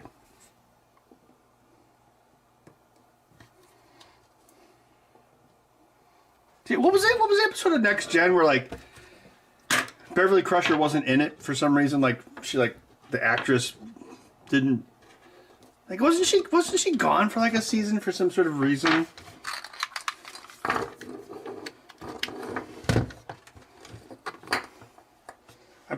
That happened, didn't that's not like the Mandela effect, right? Okay, now it's working. Oh, it was absolutely Beverly Crusher, his best friend. I mean, Guinan was more of like his advisor or like his sage.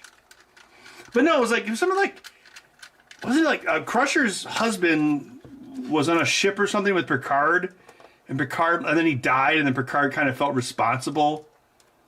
So that's why he's like so close with Beverly Crusher.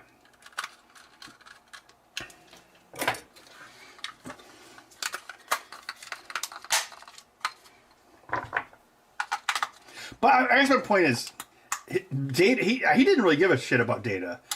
I mean, obviously there's he did the the measure of the man. He obviously pleaded on Data's behalf, but it wasn't like they were BFF. But then you watch all this new Trek stuff. It's like, oh, Data is so important because they basically are like, oh, Data. I mean, Data is Spock, but his relationship with the captain is not the same as Spock's was.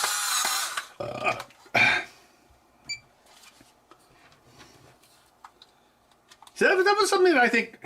Here we go. Like Star Trek V did really well. Was maybe better than any of the other movies. Was it had like the best Spock, Bones, Kirk like trifecta.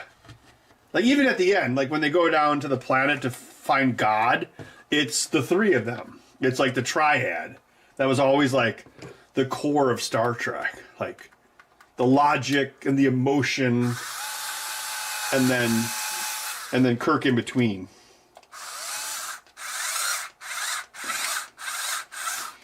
And then, like, of course, the greatest scene in Star Trek, the part where Sybok makes them face their, the things that they're most scared of or whatever. Again, it's Scotty's not there, Uhura's not there, Sulu's not there. It's Kirk, Spock, and McCoy. Because they are the core characters.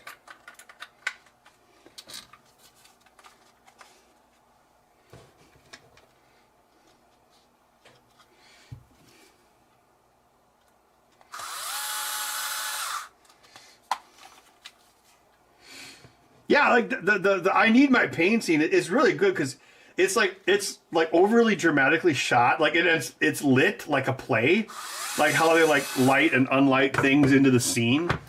It's just really well done. Like I don't think Star Trek. I kind of have a soft spot for Star Trek V.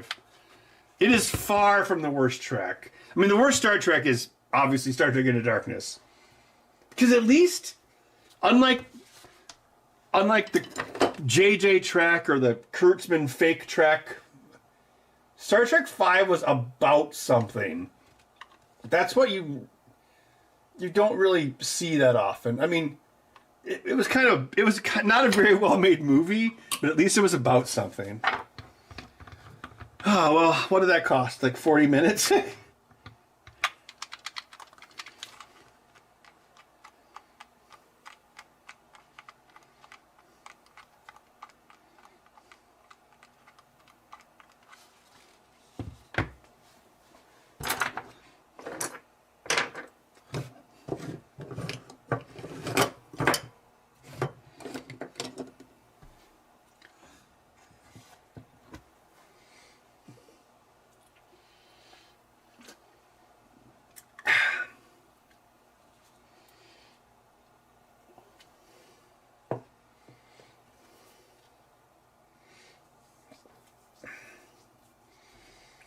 Yeah, GST. I'm not saying Star Trek V.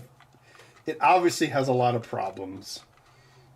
And yeah, they turned Scotty into a buffoon so they could have a trailer line. I distinctly remember that being in the trailer. But I don't know. And then they had Nichelle Nichols' fan dance, which was pretty stupid. And then Kirk threw a cat lady into a pool table made of water, which was pretty stupid. But I don't know, like the core premise being like this religious guy, I thought was interesting. You know, it was kind of like Space Jim Jones.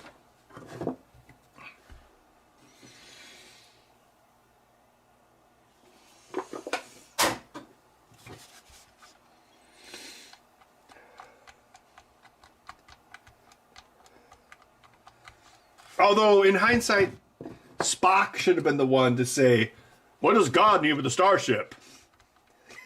But, you know, he wasn't the star of the movie.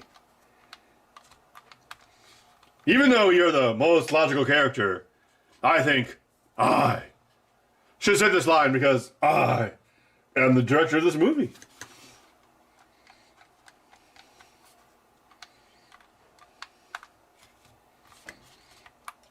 And then at the end, God reveals his true form, and it's them. You know, it's kind of hammy, but you know, it's also, you know, kind of relevant. All right, there we go. 4 controllers. Nice. Ugh. Ugh. Ugh.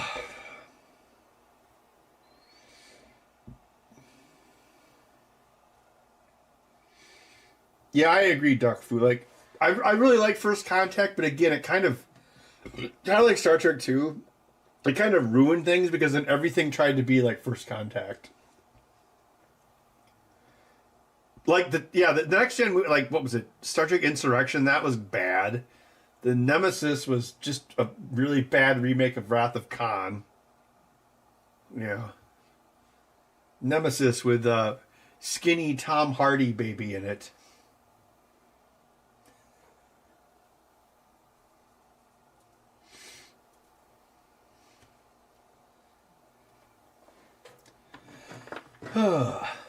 Captain, hold your horse.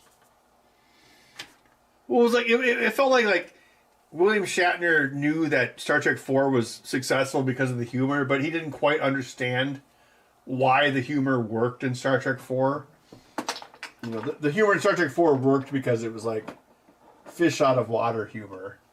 And then he's just like, oh, I'm just going to throw random humor into Star Trek 5, even though the context isn't really there.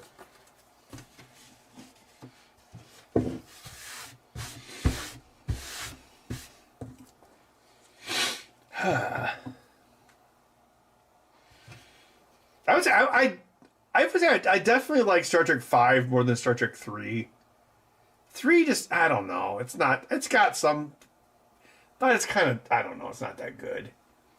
And they just like are punching Klingons on a planet at the end. Undiscovered Country is good. The one with Christopher Plummer.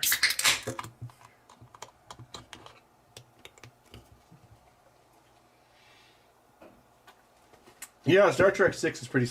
Oh, Star Trek 6 has some silly stuff in it, too. I can't believe I kissed you. Must have been your lifelong dream. Although, actually, that humor actually works in a meta context.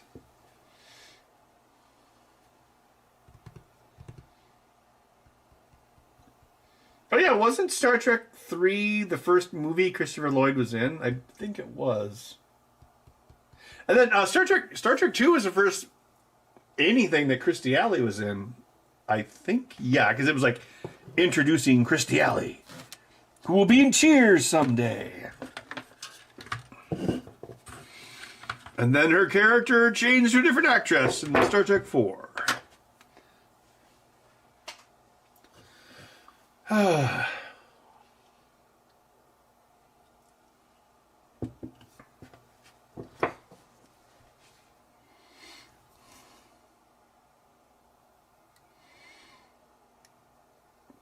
See, that's what they just don't get, like with modern stuff, is like when they don't take the characters seriously, or they like try to like deconstruct or mock the characters. Like, you can do it, but you have to do it in context. Like Star Trek 4, there was a context for the characters being silly or kind of laughing at them, then it was the modern context. So it was within context, because it's not like they changed the characters, but it also was funny because it was put into a context where the humor context still made sense.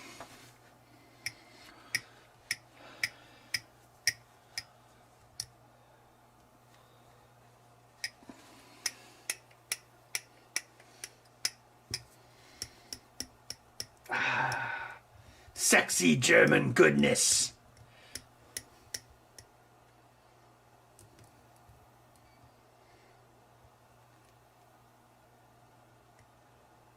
Yeah, at the time, Voyager wasn't really that well regarded. I think maybe because it came after Deep Space Nine, which everyone thought was like the bee's knees. And same thing, like, what was it? Star Trek Enterprise with Scott Bakula. But it's kind of like the Star Wars prequels where, in hindsight, it was like, oh, I guess it wasn't that bad.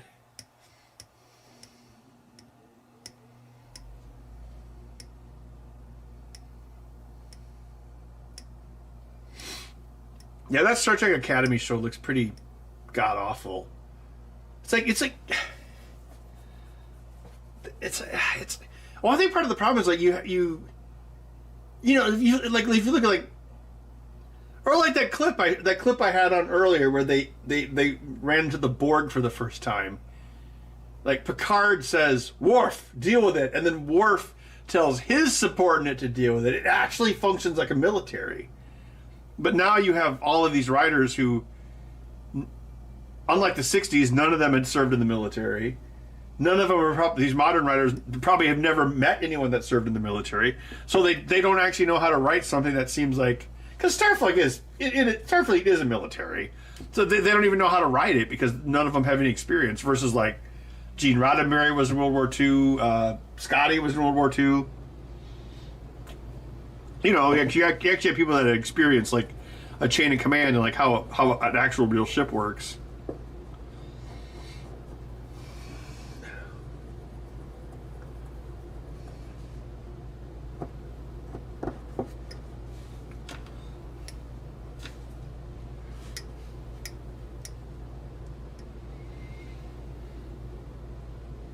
I mean, really, why don't they just make like a Star Trek that's like, you know, like after Voyager, after Deep Space Nine or something. Like, you can even, like, dig up some of the old characters. I don't know. I mean, I think that's what the fans would really want.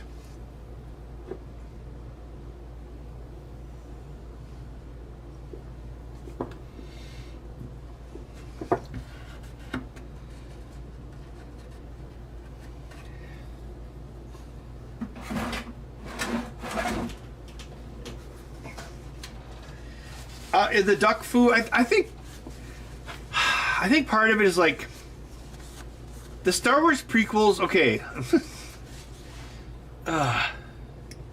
they have a lot of issues. They're not well directed, and George Lucas somehow got really crappy performances out of like fantastic actors like Sam Jackson and Natalie Portman. However, at the core,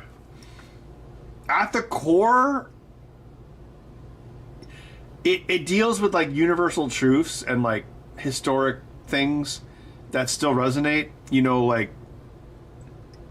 the death of an empire, or like how a human can, how their fears can cause them to fail.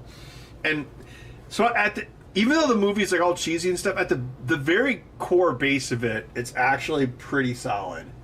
And even the stuff that like is weird, like an immaculate birth with midi-chlorians, that actually is something that happens in a lot of mythology. Like, not necessarily Western mythology, but there's other mythologies where, no, of course, Jesus was, right there was an immaculate birth. But immaculate birth actually happens in a lot of mythology, not just Judeo-Christian.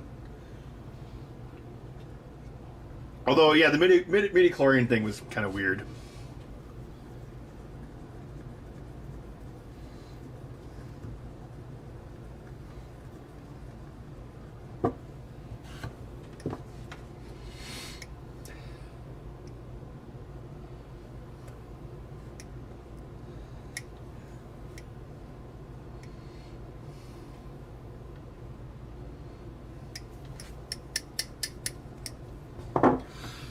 Oh, I think I'm going to finish this beer and then call it a night. But got these 4 controllers done. What is today? Monday? Yeah. What's next on the docket? Probably not for tonight. Oh, I don't want to dox anyone.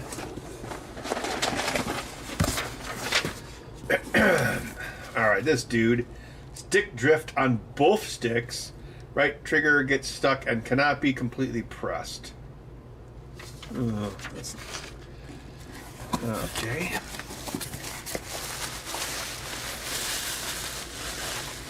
Oh, Rezigun, I would put it like this. The prequels were a good story told poorly. The J.J. Abrams were a bad story told well. I don't even know if I say well. Okay, because think about it. Like, you've got... Oh, this is an old one. Oh, well, it's not that old, because it's got the... It says a Core 2020 controller. But it has... It has this D-pad. So this D-pad is... What is that? Before 2023? Yeah. Oh yeah, this has definitely been well loved. It's kind of cool. Sometimes I get these back and you see like sometimes the 3D printed parts will be like worn so much they just look like just shiny plastic. It's kind of cool. Like it's like a polishing stone. So yeah, this is probably 2022 or older. Can't remember exactly when did I get... Yeah, because... Can't remember when I started using these, but yeah, see, this is what I use now. And the reason I use these is because you have like these like very flat tack switches, which are kind of harder to solder, but they allow you to make the D-pad lower, which makes it a little easier to use. Yeah, so this is, well, yeah. So, like, this guy, I probably will charge him some nominal amount to do this, like $30 or something, just because this thing is probably at least 3 years old.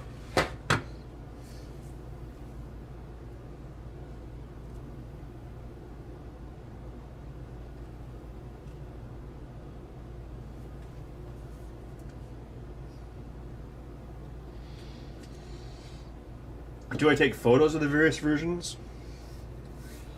No, I just, no, but I usually remember, like, what sets them apart. Like, this has the share buttons. That means this is the Xbox Core controller, which is what they call their controllers now. So, this is the Xbox Series X controller. So, this controller is from 2020 or newer. And the, this hasn't changed much. This hasn't changed much in a while. Like I can tell, I know which printer printed this. I can tell by the ringing. This was done on the Flash Forgery printer. And this was done on a different printer. This was done on the Flash Forgery, I can tell by the ringing. So it's, I think that, isn't it the same color? Yeah.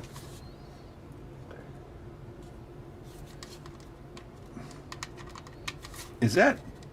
Yeah, that is TPU. So this would have been done. The buttons would have been done on the Maker Bot. This D-pad cover is kind of rough, so that was probably also done on the Flash Forgery. Yeah. So yeah, I can usually kind of tell. Like you remember when like Amazon would only ship critical items during COVID, which is complete BS. So I can actually tell which controllers I made during the COVID lockdown because I had this printer filament that I gotten from Murph 2019, and it was like this. What was it was atomic filament, and they had, I think it was called like marble, but when you printed it, it kind of looked like those spearmint gum cubes that have like sparkles in them. It kind of looked like that. So if I saw controllers. So even like it was, God, again, it's so stupid. Like basically like, oh God, I'm sorry. I just think Amazon refusing to ship certain things during COVID was just retarded. There, I said that on YouTube. Anyway, so I was printing with whatever filament I had. So I was like using my fancy filaments to print this stuff because people didn't stop. Actually, I sold more controllers in 2020 than I ever have in a single year. So when I see certain controllers that have like this white minty sparkle parts on them, I'm like, oh, I built those in spring of 2020.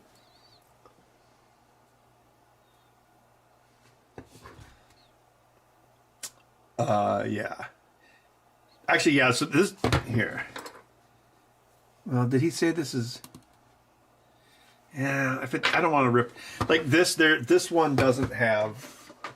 This one doesn't have the flex connector underneath these buttons. Like these two buttons are just wired manually, which is something I changed because it took more time.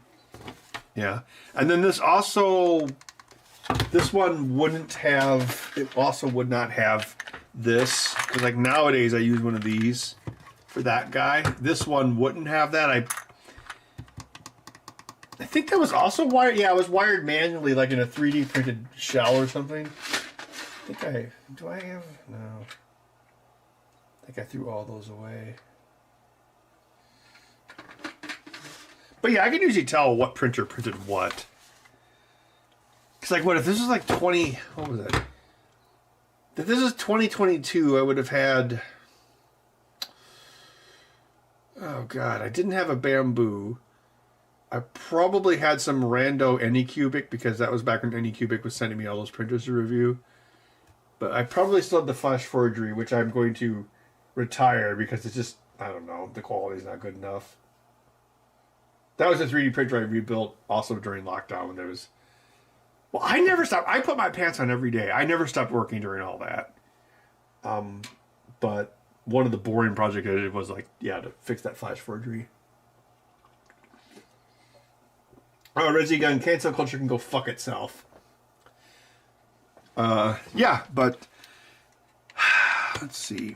Well, yeah, because this thing's broken off, so... Yeah, I should probably reprint this too. Man, yeah, that whole thing's sheared off. Look at that. Like, doesn't even have like the alignment tabs, you know, so you can only put it on one in the right direction. God, I don't even know if I have. Do I have any of those? I don't think I even have ones that old.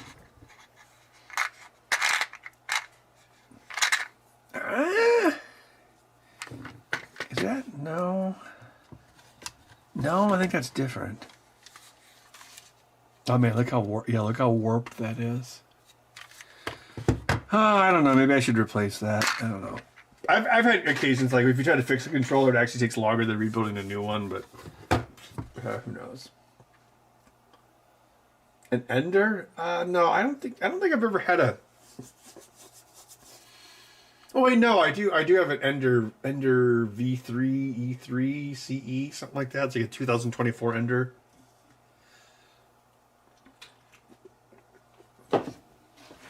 Actually, I was working on the... see the Voron right there? I was working on that yesterday. Yeah, I think so. That should actually be ready for clipper testing, which is a whole nother bag of worms. But yeah, we'll see. I don't know. Like they gave me that kit like, what? 2023? I remember like when I went to Murph in 2023... Everybody had a Voron, but then Bamboo came out, so I'm not... I don't know. I have a feeling Voron might not be top of the line anymore. Oh, yeah. So, yeah, I don't know. Maybe I'll work on this tomorrow. Oh, I was also thinking, well, gosh. So, I haven't thought about this. The truck is black, though. I mean, I'm so freaking sick of, like, every vehicle being black or white or gray. It's so stupid. It's like, next time you go, if you haven't noticed this yet, next time you go into a parking lot, look at all the vehicles and try to find a car that has a color. And they'll be like, oh my God, I can't believe it. Ooh. Oh, I'll be right back.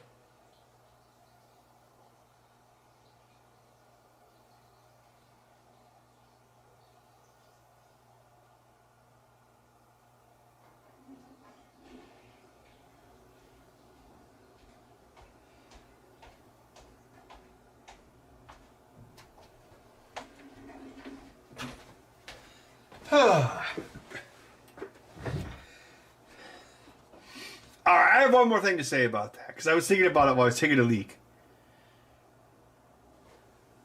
It's spring of 2020. You don't want people to interact with each other because you're afraid of a virus.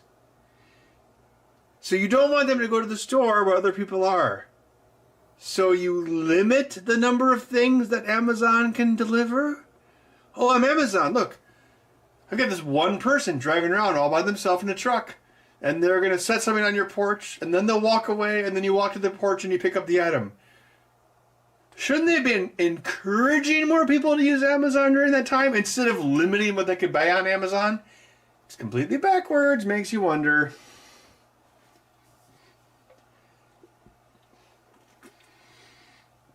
Alright, I'm just going to finish this beer and then I'm probably going to log off. But yeah, thanks for everyone for stopping by tonight. Oh, here we can... Glamour shot, glamour shot, glamour shot, glamour shot. Look at all the controllers, yeah. There we go. Look at that.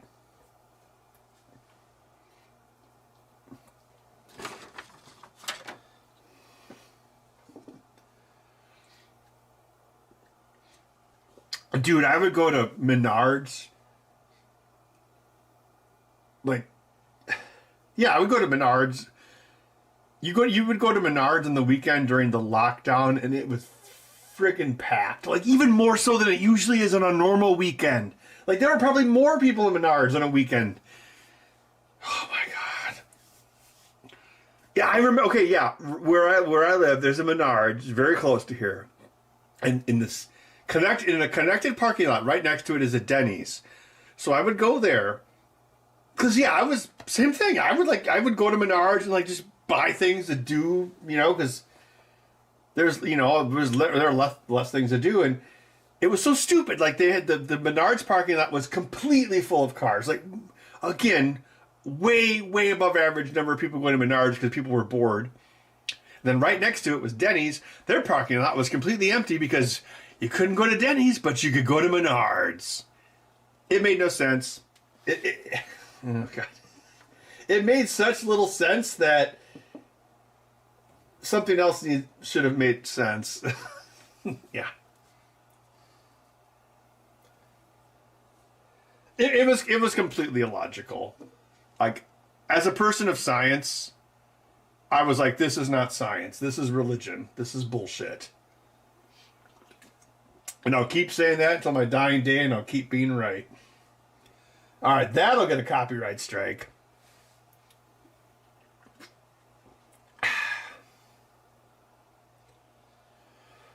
Well, I told the story a million times, but like later that year, yes, they put up this big sign right inside the door of Menards, and it was like, based off the square footage of this store, we can only allow 8,300 people into the store at once. And it's like, you guys did not even think about this. You just took your square footage and did whatever stupid math they gave you, and you didn't stop to think, wait a minute, this number is stupid. You couldn't put 8,000 people in the store if you tried.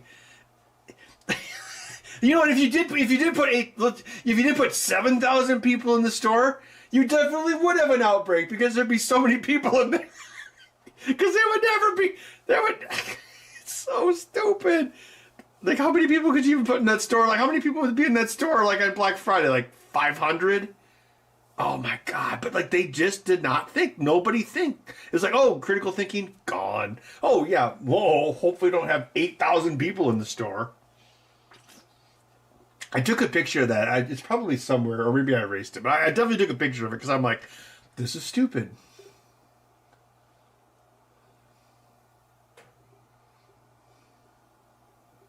What does Menards need with a starship? Yeah.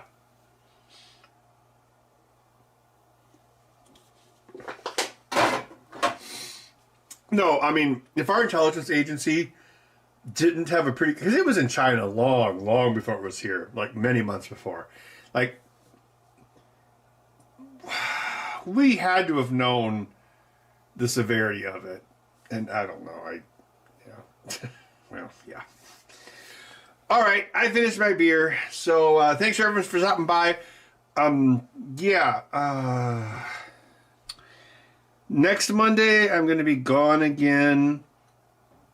Tomorrow is Tuesday? Yeah, maybe we'll... Oh, gosh, I don't know. How behind am I? Yeah, I might stream tomorrow night. It just depends. I guess we'll see, how despondent I feel. Although actually, these are all done.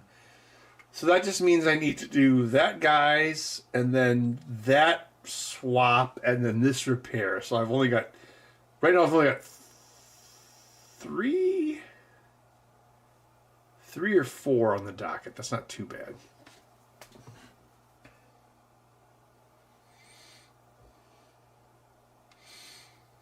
I'm going down to Spooky Pinball again next week to do some more stuff.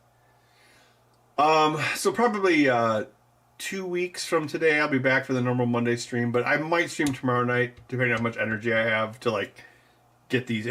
Well, at least I guess the only thing I can really do is this repair because I'm still waiting for controllers from Amazon. All right, we'll see y'all next time. Thanks for stopping by.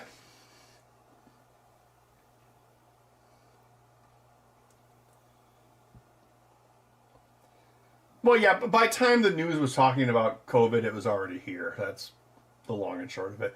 All right, I'll talk to you guys later. Did you get all that, YouTube? Be sure to put your Wikipedia link on this video.